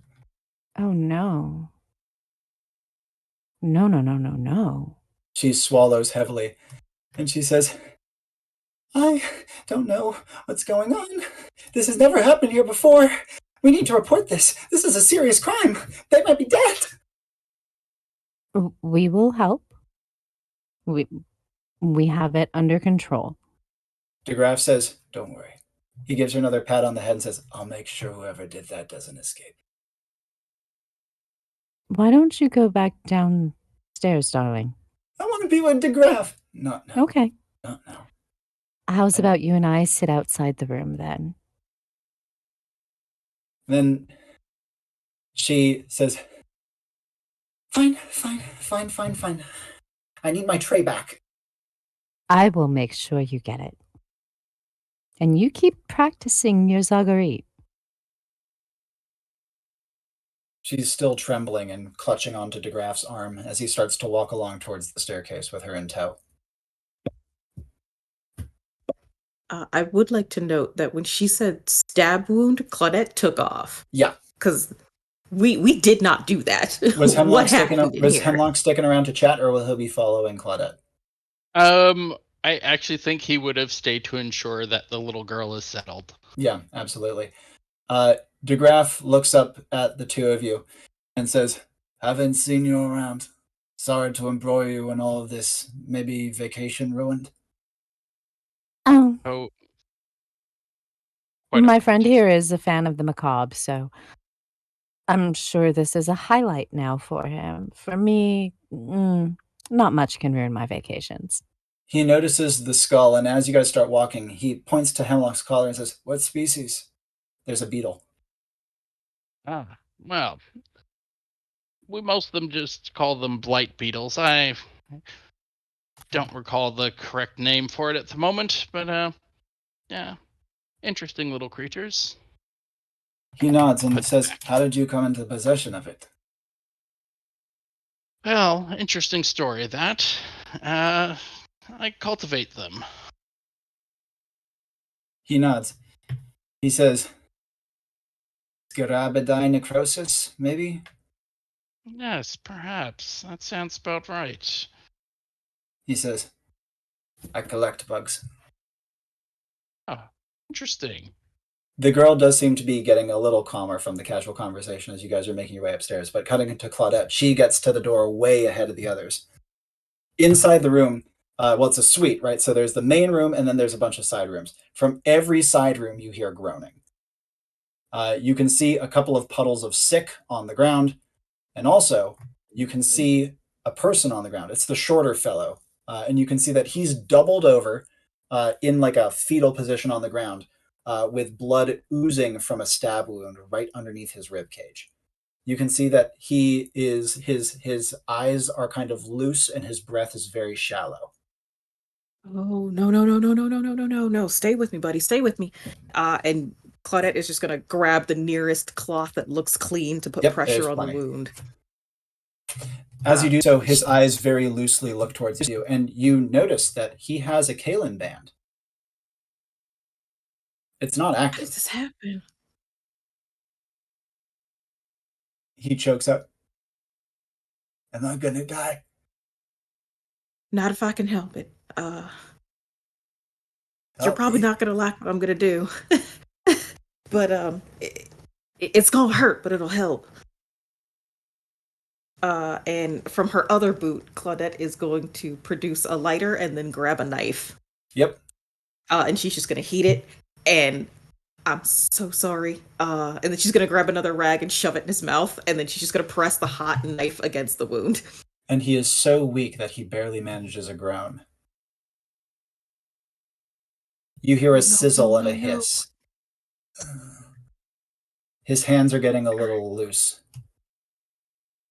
Okay. No. Stay here. Look at me. What happened? Who did this? His eyes are barely able to focus, and they keep fluttering. Uh, uh, He doubles over again, unable to talk. Is there? Does he have a pulse? Yeah, very weak. The bleeding is Okay, so severe that even the attempt to cauterize didn't do much. Sounds like an I- aortic nick. And Yep, I'm gonna very gently place him back down. I'm gonna get to the closest thing to a balcony and just shout over someone call a real doctor. as you yell outside, this is the point at which Justine, Hemlock, and the other two arrive outside of the suite.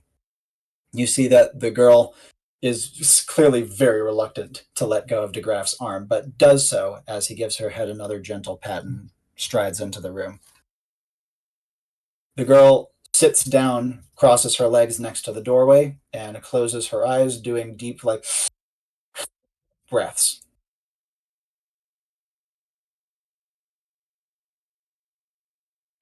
Good, young lady. We'll take care of this. And enter the room. Hemlock would see Claudette just over at like a small balcony. He hears her voice as she screams in panic. I mean, maybe not full panic, but definitely some amount of it. And he can also see the man on the floor, barely moving. DeGraff has strode over to him and backs up with a bitter look in his eyes and says,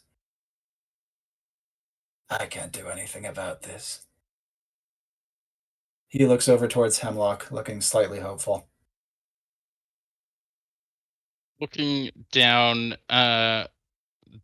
what he was stabbed with, is that there? Is there a knife? No.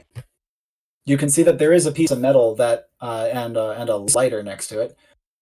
But that looks like it's pretty obvious it was used to try to cauterize. I don't see the, well, soon-to-be murder weapon. Not much of a doctor myself. DeGraff's shoulders fall. Claudette is gonna scream back. Well, don't you have a book?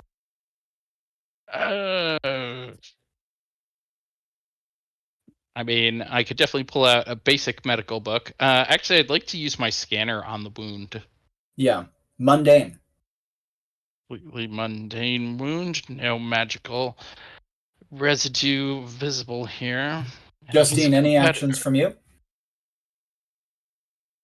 I gently pat the kid on the head. Hike up my skirt even more so that way it doesn't get wet now, because ew. And as I'm coming in the door, I'm digging in my skirt, pulling out my handy dandy little medicine pouch kit that I have. So we've got the big fat chest ones that have the nice plastic seal, give a little extra pressure and all that. But yeah, she's gonna start looking him over and seeing if it's even worth using supplies. The wound is truly awful, and he is barely breathing. The blade got right up underneath the rib cage, clearly a very deliberate kill stroke. Looking around, where's Jermaine? Yeah. And as you look about, DeGraff, instead of responding, goes over towards each of the doors, and he quickly starts to open them.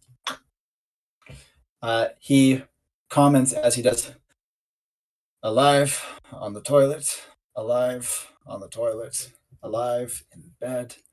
Here she is. He calls into the room, Jermaine. You hear a groan back. Jermaine, something very serious has happened. Can it wait? Ugh. No, Jermaine. You hear a creaking as she gets out of the bed, and she says, if you challenge me now, you rat bastard. And DeGraff says, you know I wouldn't do that. And as Jermaine exits the door, she sees him on the floor, and she says, what? She looks at everyone in the room. Is this a joke? This is a joke, right? He's going to get up, right? She kind of like limpingly hurries over to the man on the ground and gives him a slap in the face. With her hands, this is a substantial thing. She says, hey, idiot, open your eyes. Come on, open them. Come on. She takes him and shakes him violently. And then she just kind of lets him drop and falls back against a chair, sitting on her heels. How many bands does she have on right now? She has 1, 2. Huh. 2. Who came in here and... Well, he didn't have a band on when he answered the door, right? Who didn't? The now pretty much dead guy. Justine was not paying attention to that, but Claudette would have remembered, and that man did in fact have a band on, and Okay. the wound that he has went under his band, leaving the band completely soaked in blood. Germaine's eyes are kind of fixed on the ceiling, and she's kind of silently, like wordlessly mouthing things to herself.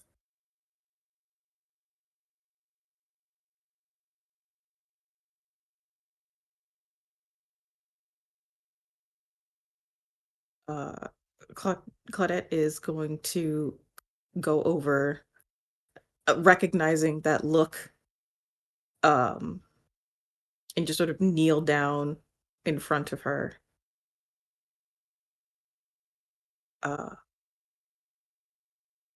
Hey, come back.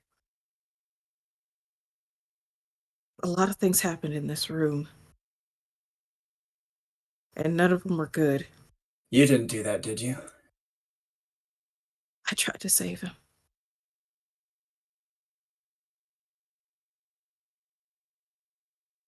She looks down at him again. Oh, why? I don't know. He didn't deserve anything. No, he didn't. Maybe that was meant for me or something.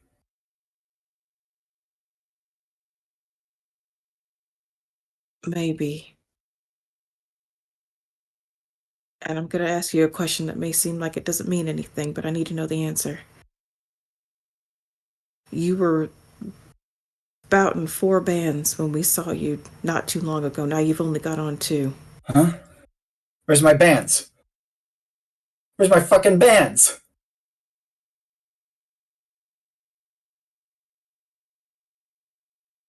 So you didn't notice that they got taken? No, I've been...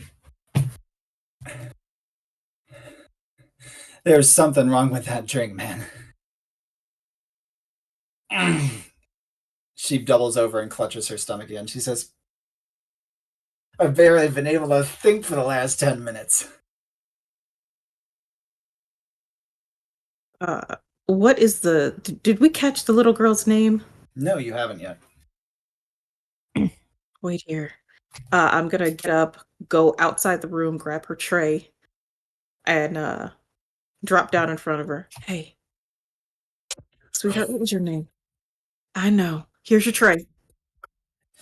She, without opening her eyes, takes it and puts it under her arm. All right. Why does it matter? I'm focusing right now. They need water. Water? Right. She jumps to her feet. Thank you. The tray goes on her head and she sprints down the stairs without it falling.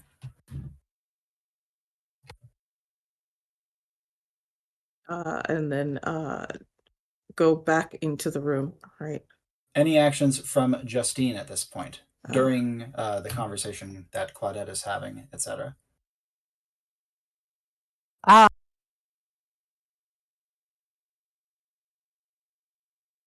gonna remove his band.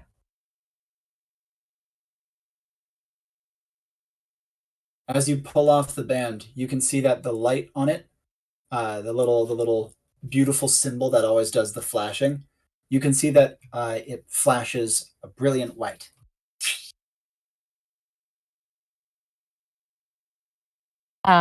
Look up at DeGraff. Like, have you ever seen one do that? I Yeah. didn't hear about that. He says, that means it was claimed. Oh. I didn't know that's what happened when someone died. I've never seen someone die wearing one. I was under the impression that you couldn't. You And can't. that's what made this so fun. In a Kalen bout, you can't. Whoever killed him wasn't wearing one. This is murder. Oh. Nothing more or less to it. It's just murder. That is a sad day. Deaths because of the tournament are not unheard of. There's a lot that goes into these, you know. Tensions run high. People make bets that ruin their lives, and they think they have nothing left to live for. Mm.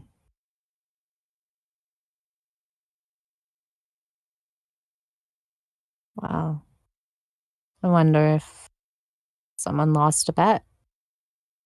Maybe. But He looks down, says, "Why him, though?" Maybe it was He shakes practice. him. He looks over and says, "What was that?" Maybe it was practice to make sure that they could do it.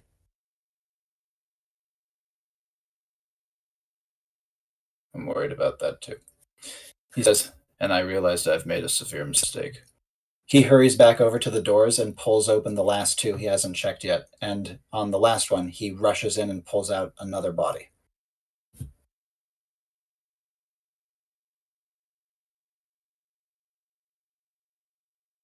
He lays her down on the ground, the very thin woman from earlier. You see the that one that we crossed paths with on the stairs? No, the one of the posse who said that drinks meant that an autograph was fine. DeGraff lays her down, and for the first time since you've seen him, you can see that he's breathing heavily. This is horrible. He shakes himself and actually sits down in a chair for a second. She's dead. There's nothing I can do about it. She's dead.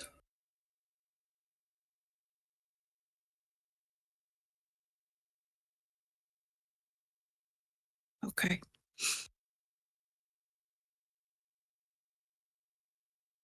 Any actions from Hemlock? Where is Jermaine in relation to me? Jermaine is just behind you, leaning against a chair, sitting on the ground. Trying to think how to do this surreptitiously. Just trying to recall here. You said the bands that she did have were hanging from her shoulder. Was that Her right? bicep. Or Yeah. her bicep. Which bicep, right or left? Always on her left. Then I'd like to get up and start to stroll around the room. Ostensibly looking for clues, not actually really looking for very many clues at the moment. But as I pass by her bicep, I'd like to pass my scanner over the bands that she does have. Yep. And see if I can glean. In particular, I'm hoping to get something of the identity of the owner. As I kind of Absolutely. And in fact, your scanner reveals that immediately with no bones about it. The band wants to be identified, so to speak. See, she's obviously wearing her own, and she is also still wearing Clovis's band. Interesting. I'm going to try and catch one of my compatriots' eyes here. The easiest one whose eye to catch would be at the moment Justine. Yeah.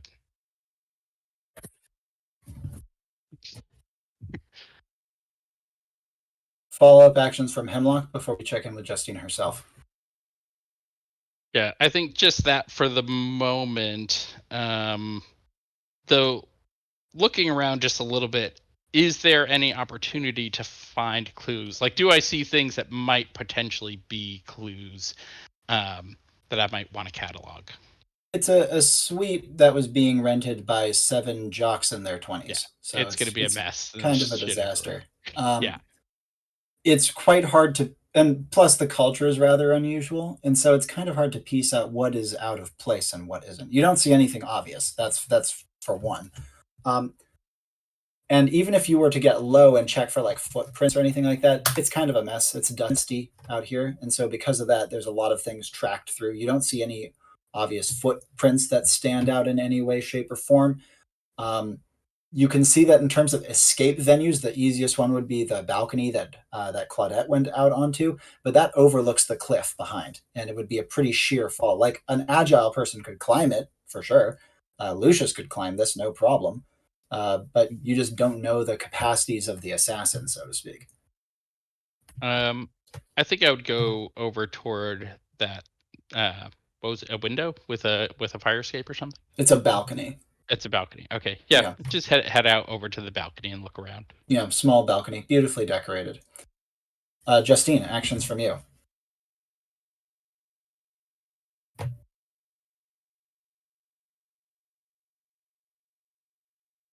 So this newest body, did you say it has bands? Do you want to go and check? You haven't seen. Yeah, I'm gonna go look. Yeah. Her band is around her neck. Okay.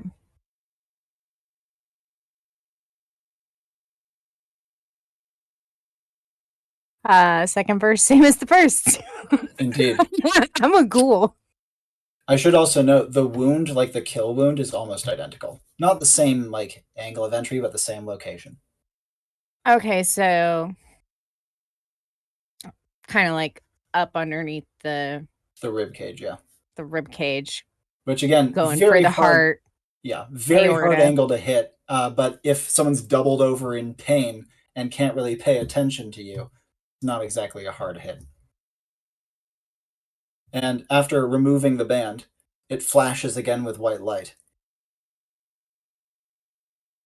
In the pockets. Any other actions from Justine after that?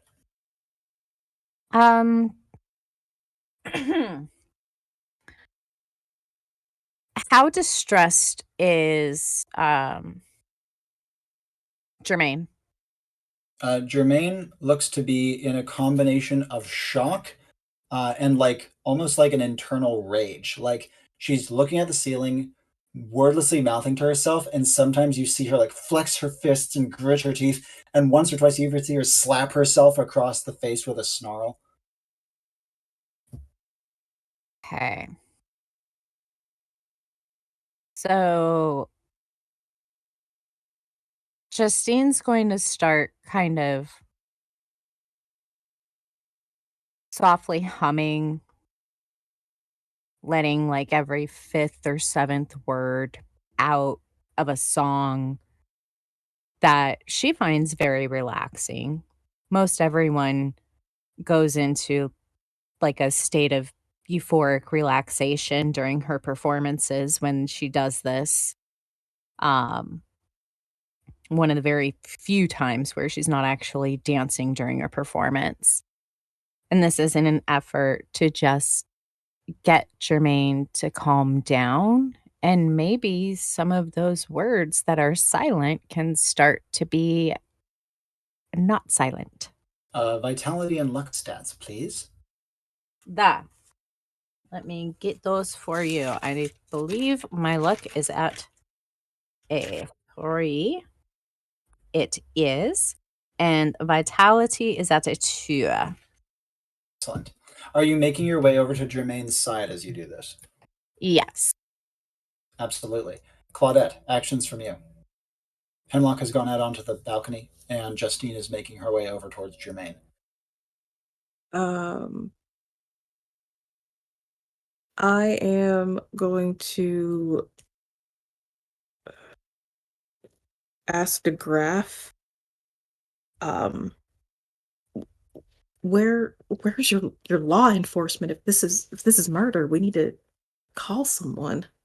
Get people in here. He's sitting in a nearby chair with his head in his hands. His voice is kind of muffled as he responds. And he says, Tilly, I think, told her parents before she got me, and they'll be calling law enforcement right now. Hopefully they're here soon.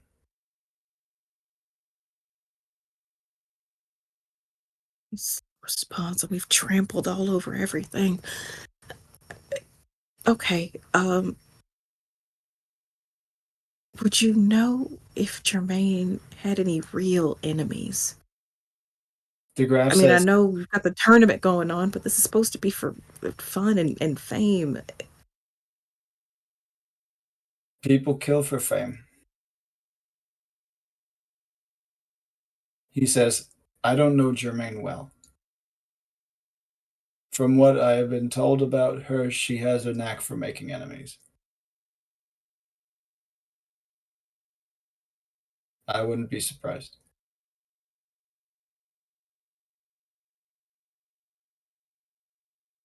Now, with something like this, Would they cancel the rest of the tournament? No. It goes on. I might For bow how out. much longer? The tournament's going on for another multiple months. It takes Oh, usually 5 to 6 months out of the year to complete, though by the end it's spotty. makes sense. He says, I believe, for context, since you're tourists, I believe. His eyes drift down to your band and says, maybe not. Well, I was thinking about joining in. I haven't actually decided yet. Honestly, I kind of want to take it off. I wouldn't blame you. For context, this year I think there were over 16,000 entrants nationwide. Okay. Chinwide is on your side. I was thinking the same thing. He says, vulturous though it is to say, a single death doesn't stop 16,000 people. 2 deaths doesn't stop that. No, I suppose not. He looks down towards his belt, and you can see him reach down and take it off. I'm tapping out. He goes over towards Blame you. Germaine with Justine next to her.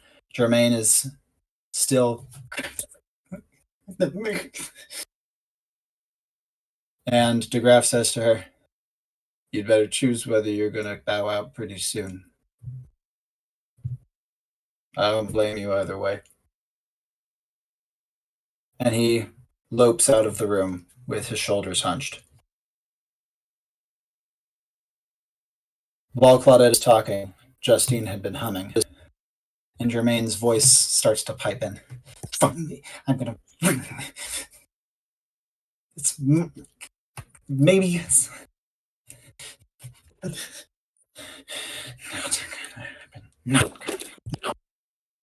not gonna happen. When DeGraff says this to her, she pauses for a second. Am I? No, that's not gonna happen. Too long. They wanted it? Too long. No! With that last no, she slams her fist into the ground and it shudders slightly. Can't give up. Can't give up. Can't give up. Her eyes drift down towards the body nearby, and she says aloud, do you want me to?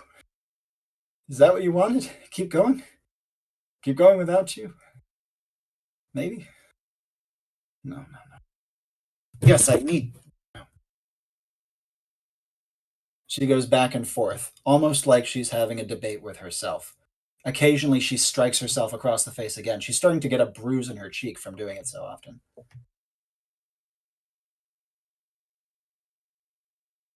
Is there like a throw pillow nearby? Many. Okay. So on one of her swings towards her own face, Justine's just going to stick a pillow. Germaine absentmindedly takes it and peels it in half like a letter. Okay. Well, better than you bruising And the then- fuck out of your face. Peels it again and starts to peel it into smaller and smaller Good pieces. job. Let me get you more. I'll get you sheets. You're going to have a big bill. Meanwhile, Hemlock, out on the balcony. What do you want to do? I'm just trying to keep the Goliath occupied. Indeed. How about this? Hemlock, after thinking for a moment, heads over toward Justine as she's Collecting. collecting things, and lean in to chat with her. Oh, real quick, since Kat is AFK, let's start with Claudette, since your action is fair. relevant to that. Yes. Claudette, follow-up actions as DeGraff is leaving the room. Is Trell? She back with the water yet? I would like to distribute it to the people that we poisoned, Yeah. since that seems kind of irrelevant right now. And as Because I want you to catch her before she comes in the room, because now there's 2 bodies. indeed, you hear her voice as DeGraff leaves the room, and you hear him say, "Good job, Teely. Good job." You hear him say, "Keep this safe for me, okay?" And then you hear his footsteps on the stairs. You come out of the door to find Teely with the platter on her head and his Kalen band in her hand. Okay. Wait right here. I'm going to bring your tray right back. I just need to give the water to the adults. You need to not be in this room. No, I can do my job. No, you She really takes the can't. Kalen band and puts it around her eyes as a blindfold. Okay, I guess you can. I want to adopt this kid. I know she has parents, but I Did want her. anyone move any furniture? Well, there's more people in the room. Jermaine is sitting on the floor. Right. She weaves into the room and kind of tiptoes her way through, feeling out with her foot wherever she's uncertain whether a piece of furniture has been moved. It seems that she remembers the layout of the room well enough to do it. She makes her way over and passes, and following people's voices, passes glasses of water to Hemlock, then Justine, then to Germaine, who smashes it, then to Germaine, who smashes it, then to Germaine, who actually drinks it this time. Follow-ups from Claudette. Guess I'll get a broom to get up all that broken glass. Indeed. or You see that- maybe just a towel or something to get all that up. You see that Germaine has multiple shards of glass in her hands that aren't drawing blood. So the band is still working. And Hemlock, you wanted to approach Justine. Indeed. So yeah, I'll approach Justine as she's like gathering sheets or pillows or whatever she's hoping to distract Jermaine with, and lean in and surreptitiously hand her the Chris dagger that Hemlock carries, which is a ceremonial affair, but is made of obsidian, which is incredibly sharp, like razor sharp, often used for scalpels sometimes. Anyway. As that's not my fun fact, I have a different one, which I'm is he'll say something to the effect of, interestingly, this should be sharp enough to cut through the band. I think we should be able to pilfer it. You seem to have her attention and her respect, so perhaps you would be best to do it. Looking at the glass shards in her hand, I don't think she'll even feel it if you cut it right off her bicep.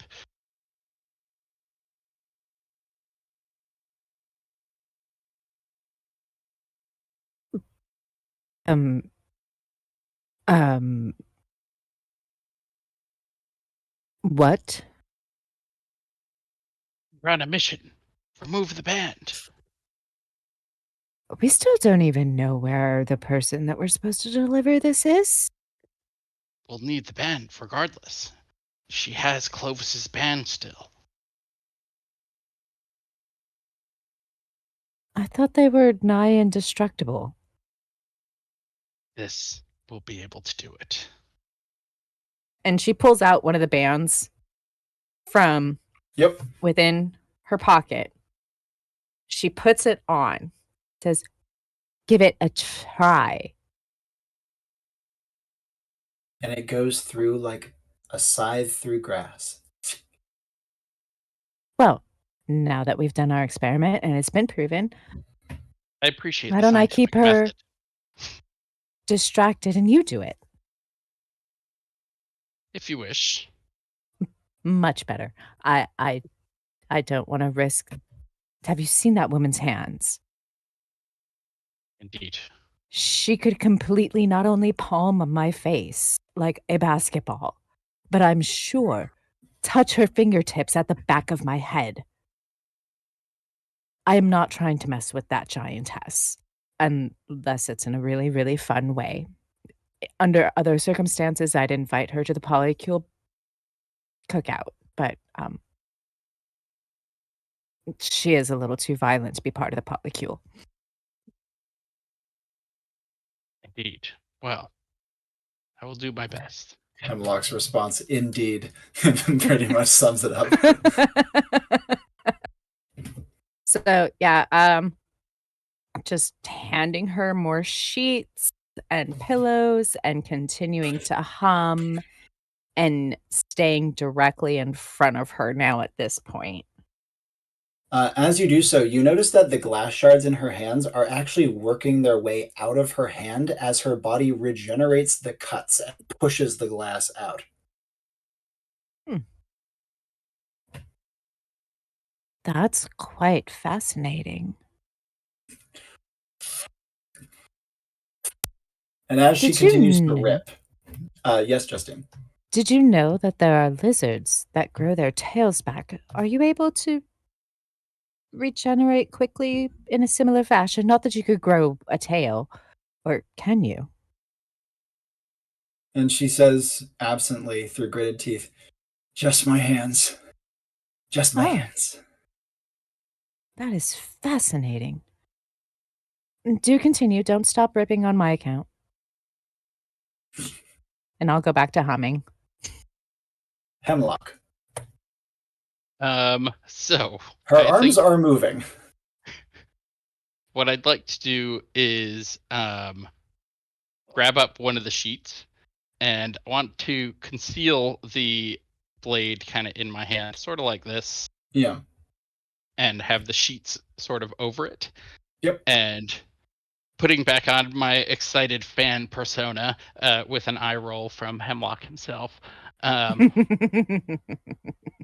Ma'am, please let me clean you up a little bit. Let me. And he starts And trying to as he wipe does down so, her. Hemlock's face is grabbed by a hand. Just trying to help, ma'am. And His voice comes out.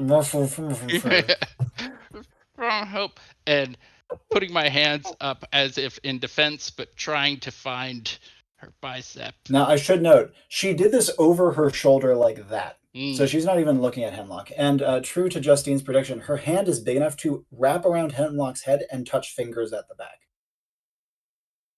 Claudette, actions. Hemlock is scrabbling. Claudette? Yep, but I'm on the other side of the room looking for a garbage can Indeed. because I got all this glass. So all I hear is like, oh, and then internally, what on earth is he doing now? And put the shards of glass. Just I'm gonna tie them off and just put them down somewhere so they're not in a detriment to anyone who could potentially still be getting hurt, like the cleaning staff who has to come in here later. And I will go back to, hey, Miss Germain, I don't think Hemi can breathe. She's grinding her teeth. She doesn't let go. Hemlock cannot breathe, although he has found the band. Yep. I'm just gonna hold my breath, grit my teeth through this. I have 2 willpower, no resilience, but 2 willpower. Yeah, just eat the pain as much as I can, and try to hook my blade under it. Gets it. And as he is scrabbling, Germain doesn't seem to feel it. Her face contorts in a rage. Hey. And you hear her say under her breath, not touching the new rippable items, Justine is faster, "Don't touch me." He will apologize just as soon as you release his face. She applies a little pressure, and Hemlock feels an unbelievable pain in his head. I think at that, I will, if I can garner the focus for this, activate catalog with my. You cannot garner the focus for this. Dang it! Your head's being squeezed in a vice, my dude. You could try to defiance. Hmm. Be defiant. Because right now you're battling the world's worst headache and also no breath. And can't Yeah. see. Hmm. And can't talk, now that I think about it. It's a lot of issues. Mm-hmm. Yeah, many problems. I will think So- about this for a second if I Sure. can. As a person who IRL has a size kink, I tend to go after real life giants. And I've been in this situation of having my face, palmed like a basketball and feeling the fingers at the back of my skull. And yeah, you can't really breathe all that well unless you start licking their palm and like kind of nibbling on it. And then they go, because that's a very weird sensation. So, pro tip for anybody out there, feel free to lick and nibble palms if someone's Advice. ever covering your mouth and nose. Does Justine have any actions beyond out of game advice? Yeah, she's gonna lick Jermaine's eyeball. No.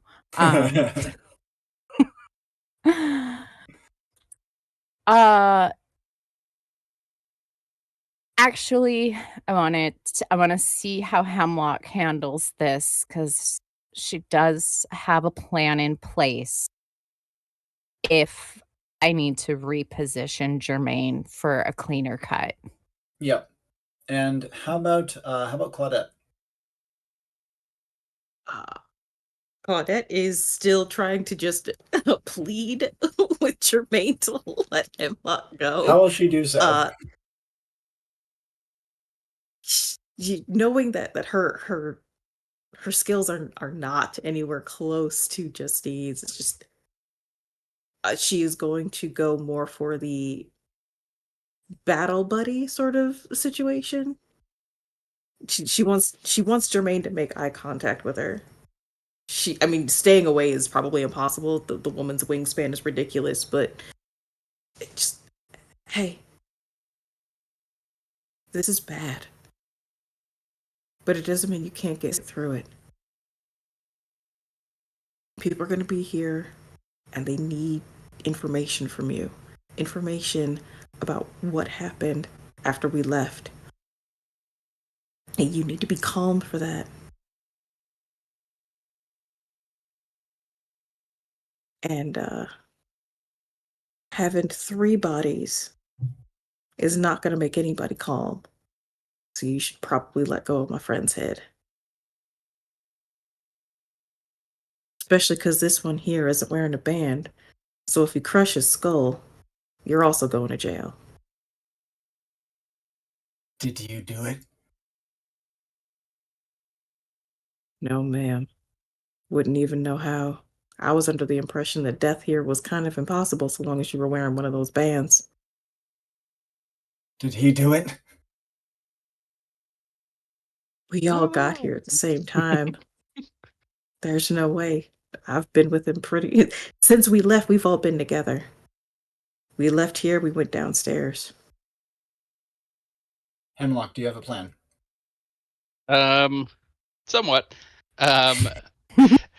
So the way I'm thinking about this is as she is crushing my skull, and I'm kind of blacking out, I'm actually flashing back to some of the occultist rites that he has done, Yeah. which involved more mental attacks than physical of this sort, but he's kind of equating the two because the extreme headache that he's feeling feels very Yeah. similar to one such attack.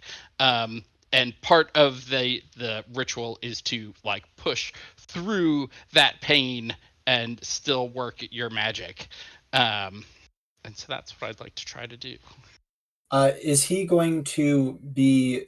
He obviously can't say anything, but is there a specific part of the memory of what he did in that earlier circumstance that he's going to focus in on?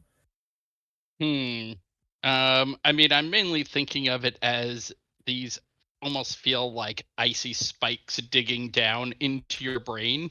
And mentally, he's sort of like forcing them back out enough to focus. With double will, I will give you this defiance. What are you going to do with this burst of focus? Um, probably not aware enough of whatever Claudette is saying. So No. ignoring any of that and wanting to get this giantess off of me, I am going to activate my catalog with my Zealous Research perk, which Yep. makes everything around that is being cataloged fly around the room rather violently. Indeed. Apologies, partners. And what is going to be your paired action for this catalog? So I'm struggling wildly here, but so it's basically going to be waving around the sheet that I had in my hand that I was trying to dry her off with. Yep. And as you do so, you all, actually, now that I realize, Claudette and Justine have both seen a catalog before, but this is a rather wild and violent catalog. Not only do bits and bobs on the ground start going around, pieces of furniture start going around, glass shards start flying around, broken pillows spew their fluff everywhere. The entire place becomes an absolute maelstrom of nonsense from the ground. Reactions from Justine and then Claudette. Oh, for fuck's sake. No more librarians. As I dive under the giant now for cover. Indeed. And Claudette? Knowing that I'm pretty much safe since I am wearing the band, my initial reaction was going to be to dive on top of Justine, but she's found cover. So now I am just going to wait. I'm just going to sit down and wait. And as you do so, a piece of glass streaks a slash across your cheek. What? And as you say that, you notice finally that Germain has let go of Hemlock, who has staggered backwards with the sheet now caught over his head. However, he can breathe. And also, you notice that the band that one of the bands on her arm has fallen to the ground. As you touch the blood and say, "What?" Germain has looked over to you as though snapping out of a trance. And she says, "What? He didn't have a band on. He can hurt you." Oh. Hmm. That's how that works. And in that moment, as the band's falling free, I want to be sneaky if I can. I would go so far as to say that with triple luck and you already kind of hiding under Germain, it would fall promptly into your lap. In the pocket. And just as this chaos dies down and Hemlock frees himself from the sheet, the door is pushed open again, and you can see a trio of individuals come in. They're wearing outdoorsy clothes with many, many pockets.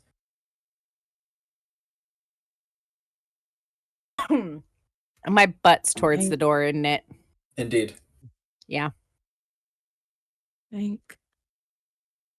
As they march inside, they pause for a moment to observe, and one person says, "Did the fetch do this?" Something like that. And from beneath the chair, I go, "Oh, that's a good possibility." And then another person comes hurrying over, and the body was partially obscured by all the flying crud. But now that it's dying down, they hurry over, and you hear them swear softly under their breath and say, "Can't believe it. Murder here? In Vonside?" Another one comes over and says, "I mean, Ordinothal has Kalen murders a couple times a year. Maybe we can talk to them for some advice on how to handle the investigation." "Yeah, we probably need to." These poor things. The woman who is bending down to examine the body gently closes the eyes. And it's at this moment that Germain bursts into tears. Oh, finally. She slumps over, howling and sobbing over the body near to her. One of the rangers who's come in put a hand on her back and says, "We can't say anything that's going to make it better, but we are going to need to talk to you, ma'am." And she doesn't put up a fight as they kind of haul her to her feet and still howling lead her from the room. This leaves one ranger with the three of you, who looks about and says, "You don't look like you're from around here, I'm going to guess." No, sir. How on earth did you find yourself in all this? Tourists, fans. We were trying to help. Right. He says, you're participating in Kalen? Ugh, get this thing off me. Yeah, I will. He comes over towards you, and you can see that he has what looks like a bottle opener of some kind. He touches it to the clasp of the Kalen band, and it flashes, but unlike before, the flash doesn't have a color, and it falls off of you. He picks it up, and he says, I'll have it deactivated. Thank you. He says, now, if you wouldn't mind, this is going to be quite an in-depth investigation. Our little town doesn't have the resources to handle a murder. We're not used to this sort of thing out here. This is a big city crime. As such, it's going to be a slow operation. If you wouldn't mind cooperating, all we need to know for now is where you all are living, because later today we're going to have to come by and take statements. Our friend here has made arrangements. I'm not actually sure of the address. He looks over towards Justine. You said living? Or staying. Oh, do you know How and Owen? Oh, of course I know Hal and Owen. And they offered to put us up for the night. Oh, all right, great. Well, I'll drop by there in... He checks his watch. 2.5 hours? Sounds fair. If you wouldn't mind vacating the scene, I recommend getting yourselves cleaned up. It's been an awful day, awful affairs. I apologize profoundly on behalf of our community for anything awful that you've seen here, and I promise you we will get to the bottom of this. I believe you will. Do you know Clovis by chance? Clovis. Heard of him. He's a competitor. Got knocked out earlier today, I think. Is that right? That's what I heard. He Yeah. was defeated by Jermaine. Yeah, why do you ask? That Well- fool owes me money. I mean, what my friend said. Well, that's not our business. We're law enforcement here. If you're looking for him, my best guess is he's staying somewhere here at the inn or with a local. He says, I hope your debts are settled. If he skips town, let me know. I'll file a report. We'll try to make sure you get your debt squared. Thank you. He nods and says, sorry about this, folks. And he gestures to the door, if you wouldn't mind. And downstairs we do go. For the We gotta first find time, Clovis. the inn is quiet, very quiet, and there's not too many people, and those who are here look scared or subdued.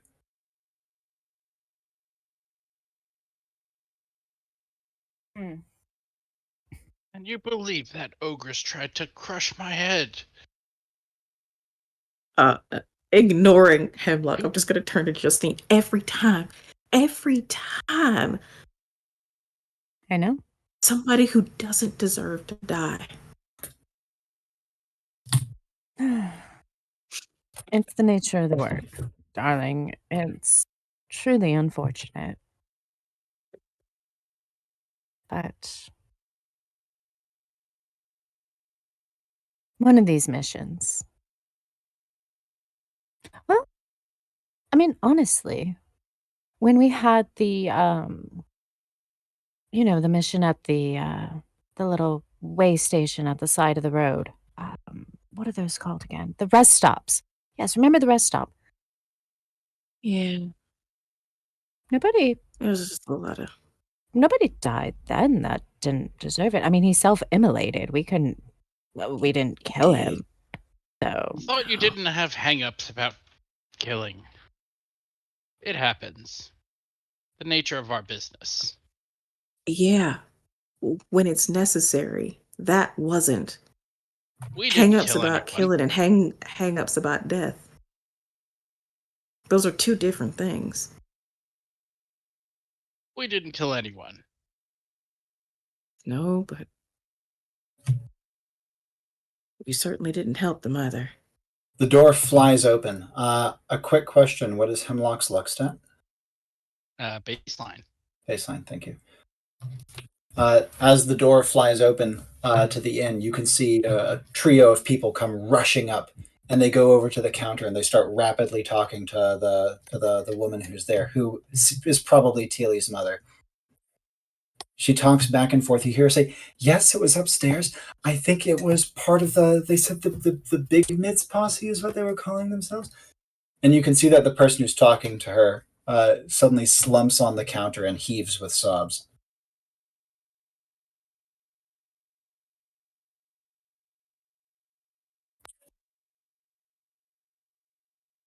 Duly noted. What else would you guys like to do? I wasn't able to hear anything more than that, considering it's pretty quiet in here now. It's pretty quiet in here, but once the door clattered open, there was a lot of like sudden noise, sudden people looking around. Not to mention, there was a group of 3, and so with them kind of all talking to different people at once, it was hard to parse.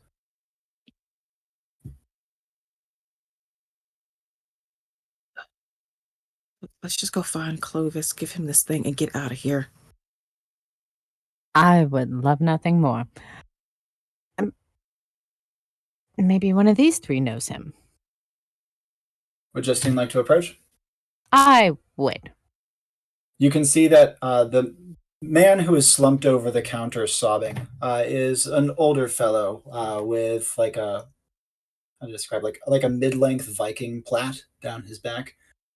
You can see that he has heavy boots on, and also looks like he has a big bruise over one eye. Next to him, you can see a young woman, maybe in her late teens, and on his other side, you can see a young man just a little bit older. Oh no, she vanished. Ooh. Hopefully, she comes back soon. There she is. And oh, go ahead. oh, pardon. I was going to say, Kat, you might need to get Garnet back. I don't know if Izzy is at keyboard.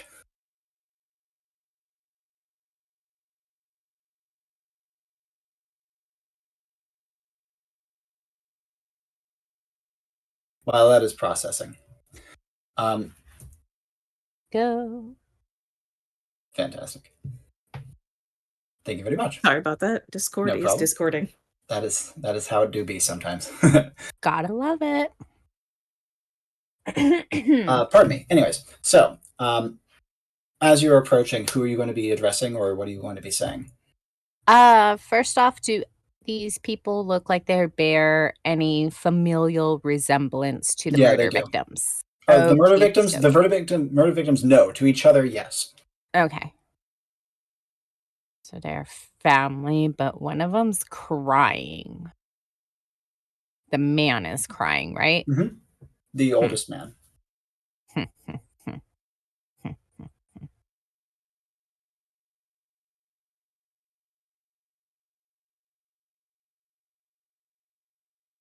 I'm going to approach the young lady. She's patting maybe her father or uncle on his back and seems to be whispering comfortingly to him. Is there anything that I might be able to help with? She looks up at you, looking somewhat anguished, and she says, I don't see how there possibly could be. It's just, we just saw them. We just saw them. Oh. Well, we heard that it was 2 folk from Germain's posse. That was who it was? It was Indeed. 2 of them? Unfortunately. That's so awful. The man looks up with tears coming down his face. He says, Dad, I can't. I'll never compete again. Never, never. He looks to you and says, Did you see them? Unfortunately.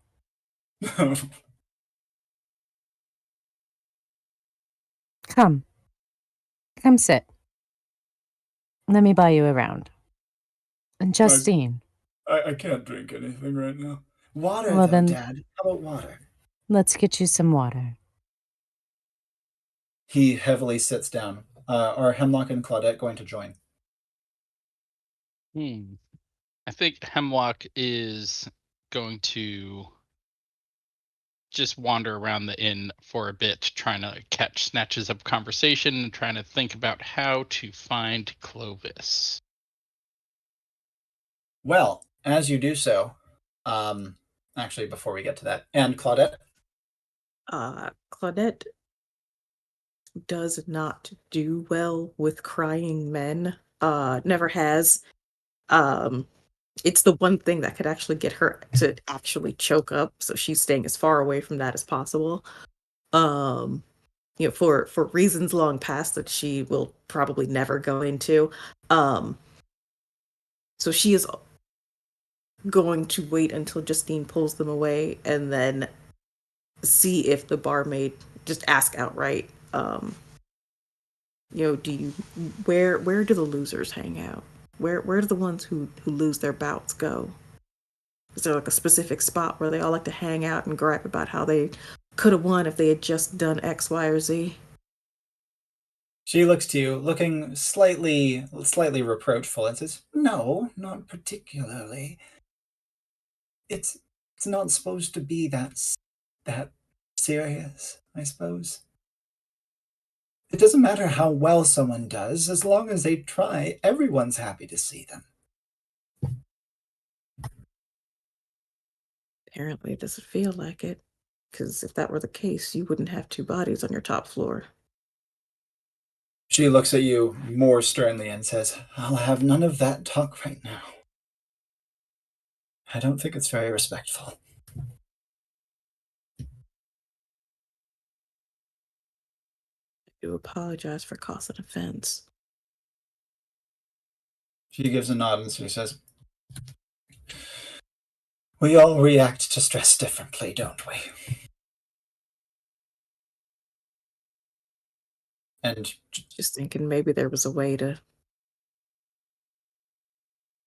find things out in a different way.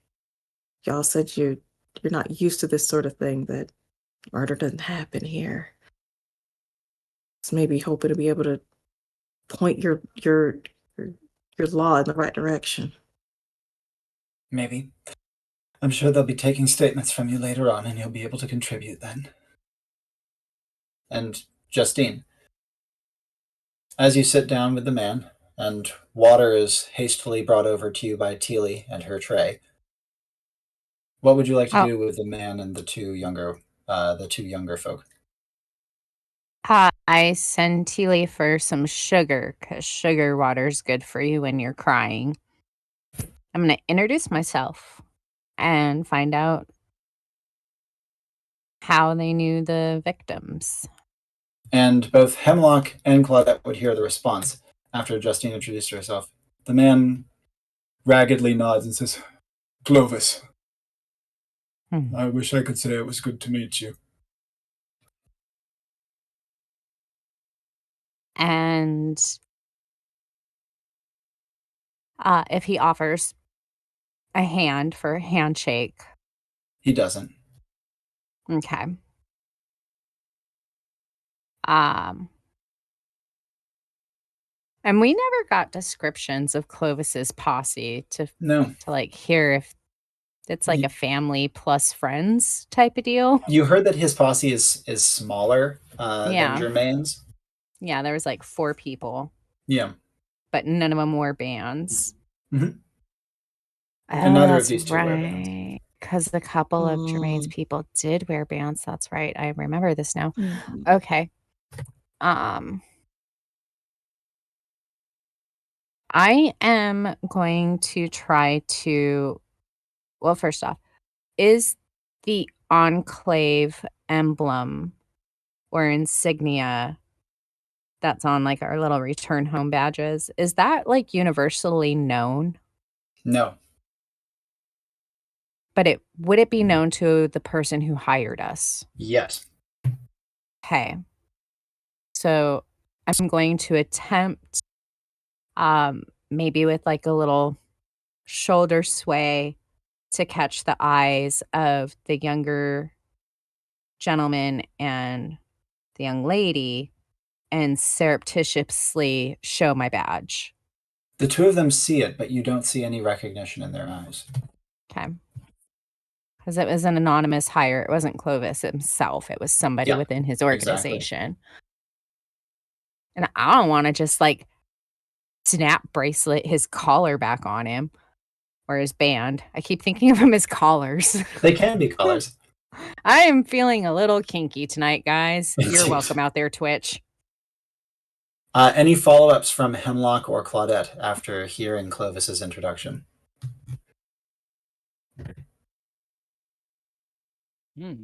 Uh, ready to just be done with all of this. And so sort of tired of all of the subterfuge. Claudette is going to go over, put a hand around his shoulder, and say, "Why don't we all just go for a walk outside real quick? Get some fresh air." The two young folk, presumably his children, look at Claudette looking unnerved. But Clovis nods and says, I agree. He downs the sugar water. Hemlock, do you have any actions? Nothing immediate. Would you Mainly follow the trying group outside? Yeah, trying to look at the group. I have pretty low spirit with only 1+, but trying to get any perception of who's who and who might be our client. Well, it's not hard to see what Clovis is feeling. The other two, you from what you can see, are doting on him and hovering about him and seem much more concerned about him than anything else. And we And- said there were how many in his posse? Only two right now. But how many total? 4. It was 4. Okay. And as the group of you make your way outside, with Hemlock following, Clovis says chokingly, I just lost to her, you know, Germaine. Yes. I really shouldn't have participated this year, but it's hard to let go of the glory days, you know. And so I understand if you take it seriously. Cutest older couple that I met. They didn't take it seriously. It seemed that they had fun. And that's how they met. Of course, it's fun, but this was my life for many years.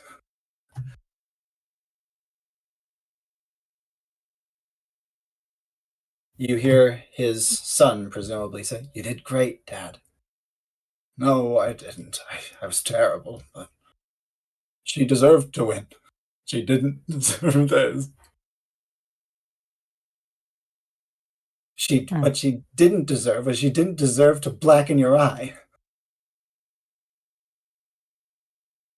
Young people are idiotic sometimes. I don't blame her. And if it is any consolation, Germaine herself is fine.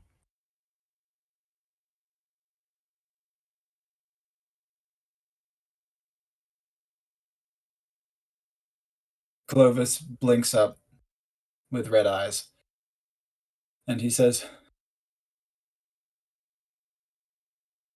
That's maybe the smallest consolation. They are all people, though. As we were walking out before we went out into the darkness, I was looking at everyone's hands.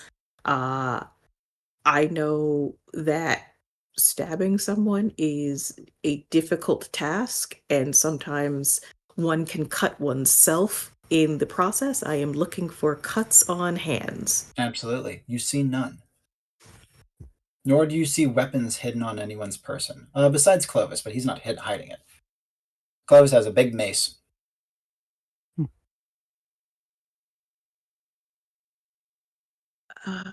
Now out on the road, with the sun low enough now that it's mostly into the evening, Clovis says, It's just as well that I've lost. I would have resigned anyways after this happened. I think it's time we all go home. Just go home.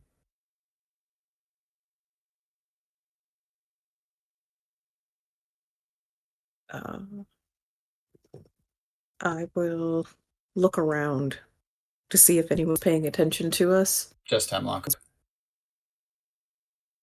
And then I will nod, I would just sort of, jerk my head at Justine. And what will Justine do? I'm gonna pull his daughter to the side, because who knows? Since we don't know who the fuck hired us, it's not like we know who to deliver the band to. And as you pull her off to the side, she says, "Yes, what? What is it? Look at him. He's a wreck. I need to care for him." Darling, I see this with mine own two eyes. However, when I attempted to show you something earlier, you did not recognize it.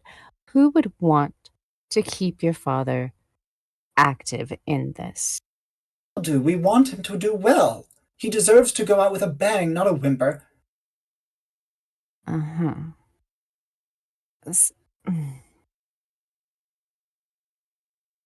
I have your father's band. Her eyes widen. She says, From... Did she have it? Well, of course she did. She won it fair and square, did she not? She did. Oh, then. But, and I do not mean to speak ill of the dead, they were horrible. Awful, awful people. I've been learning this. And by she, do you mean Germaine? Yes. Okay, yes. Then we do have the correct she, because there was a she that was dispatched. She frowns. I won't speak ill of the dead. She says, It's very wise. My father shall not re-enter the tournament, but if you would be so kind as to give us his band, it is very sentimental. Please. I will pay for it if you want. I take her hands and I drop the band into it and fold her hands over it. She closes her eyes and 2 tears roll down it, and she says, Thank you. Thank you. Go with peace. As much as we can. And allow him to retire. He will never enter another Kaelin Rhea. Get home safely. Thank you. Seems that your little town has gotten a lot more dangerous. She looks over her shoulder and runs after her father, and you all feel your Enclave badges ping. Let's go home. Final actions. I run over to Claudette and wrap her in a big O hug because I can see that she wants to cry. Thank you. Hemlock catches up. I will just gonna fall into that hug. Yeah. Found our client then, did you? Excellent. Oh, she wasn't the one who hired us, but close enough, I'm sure. It seems so. Well, I expected more fighting. I told you. Shenanigans. And I don't like violence. Well, the shenanigans were effective, at least until my head was getting crushed. Oh, darling, that was a bad move on your part. We'll talk about how to deal with giants. We got the band, didn't we? You did fantastic. Shall we? And away we go. And on that note, we will end the mission. Lovely. A late start and a late end. I'm sorry to keep you all up so late, but hopefully it was worth it. Much like Hemlock, I expected way more fighting too. I tried to set up this mission to let you guys fight as much as you wanted. Hold on, wait. I think this officially counts as me meeting my goal of an entire no combat mission. I think that's probably true, actually, yeah. Yeah. Hemlock getting face grabbed is kind of close, but... Yeah. Yeah. Yeah. That was just an unrequited hug. Indeed. So first of all, do you guys have... Actually, before we get to questions for me, let me review all of you. Starting with Hemlock. He's awesome. He's consistent. I've hosted for him a million times. This was probably the most unusual mission for him I've seen for him yet in terms of the party comp and the plot. And I knew I needed to give you the biggest challenge because you're the highest level. You took to it brilliantly, as per usual, and mostly allowed Hemlock's social to flex. But you sprinkled in plenty of great fun facts and uses of your abilities very masterfully. The face grab, when you did that, I was like, oh no, that's very bad. But clean defiance, very, very tight. I'm glad to see you getting some use out of that. So Hemlock is extremely consistent. I always love hosting for him, and you always play him well, without exception. Claudette. I really enjoy hosting for Claudette. She often feels like the soul of a team. Like, I find that she is one of the most personable and believable characters out there who really has a ton of heart. Exactly, Detour. She is very a very believable person, and she often allows a really grounded take into a setting. And watching her emotional trajectory of "we all" was like kind of broke my heart. Right? I was literally designing this mission to try to be as like light and fun and exciting and cool as possible, and then it was just really sad. And it got real dark. And so we didn't get to see Claudette use any of her awesome gunslinger powers, and yet she still played 6 social and contributed hugely. Mm-hmm. It do be like that Thank sometimes. Yep.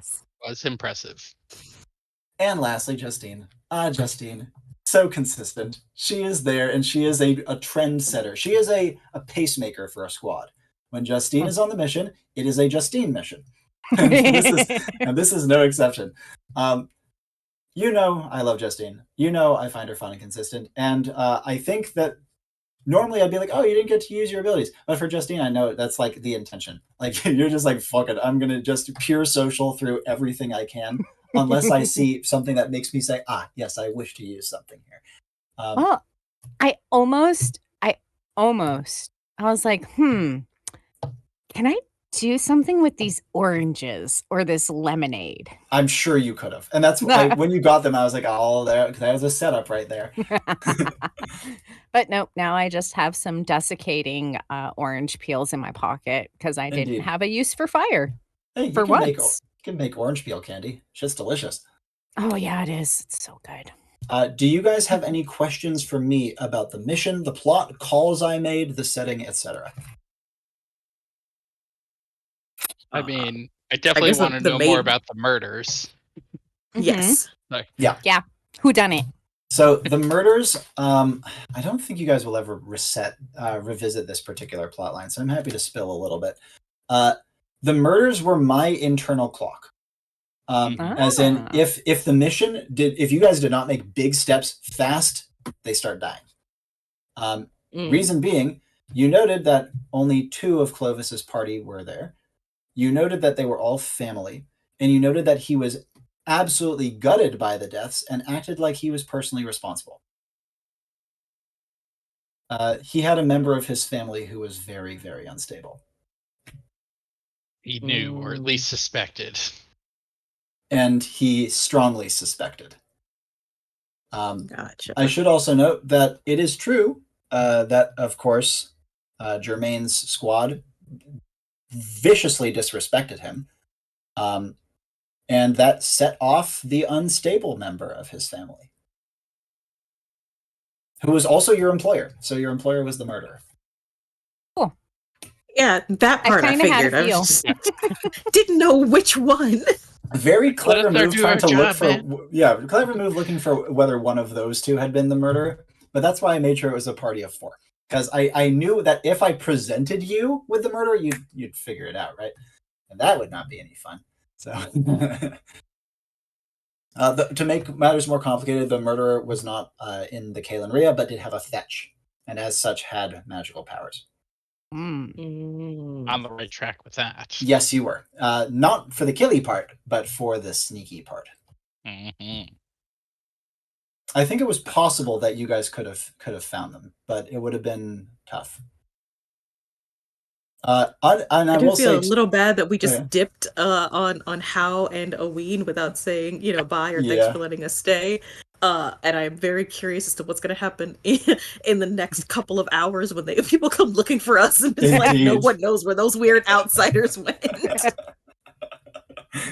Well, the biggest bummer for me was I was like, oh man, this was such a downer. I thought that these characters might want to revisit this setting at some point, and I don't think they'll be able to after this. Yeah, not No, legally. I'm pretty sure there's going to be several warrants out for our Yeah. arrest. So. You'll have to wait for the statute of limitations.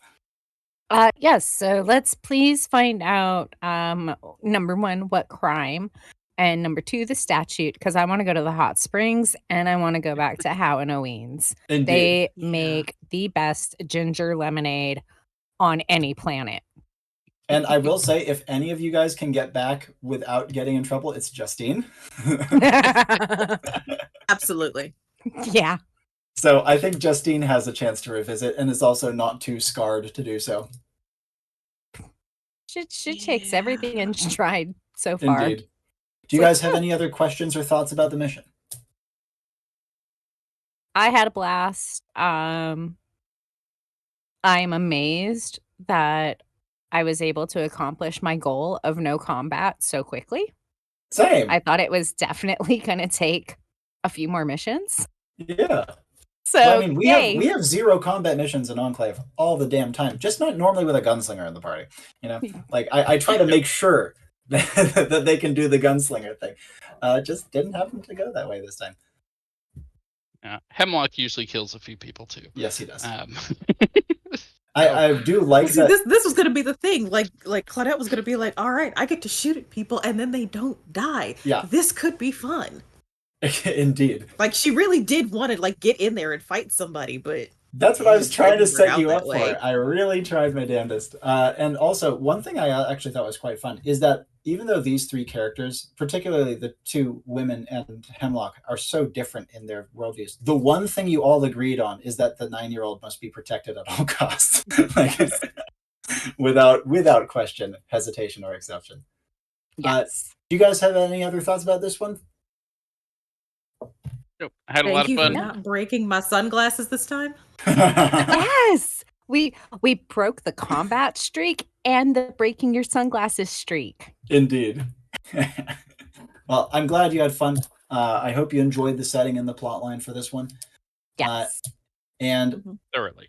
on that, I think we can do our sign-offs. As always, to all who are watching, I hope you have enjoyed.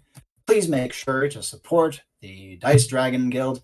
They are fantastic. They host us very regularly, so subscribe to them on YouTube, follow them on Twitch, and I hope to see you in future for more Enclave.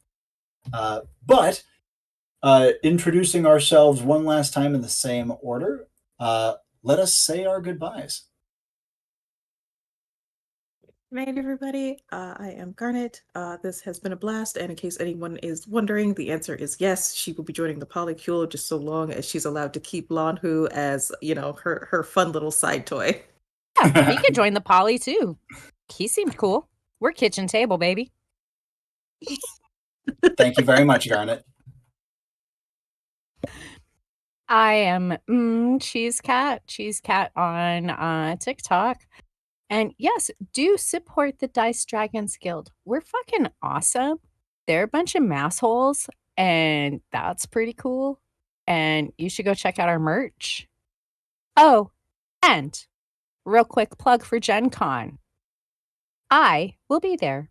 Nice. Would you like to play hide and seek with me? If you find me, you might get a trinket. You might get a high five. You might get a kick in the shins.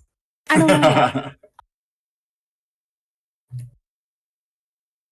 That's yep. me. I am David Torres, aka Detour, and yeah, I had a lot of fun. Thanks for playing, everyone. Marvelous. And as always, my friends, my name is Robby Howell. This has been Enclave, and ciao for now. And stick around while we raid Blackwater D&D.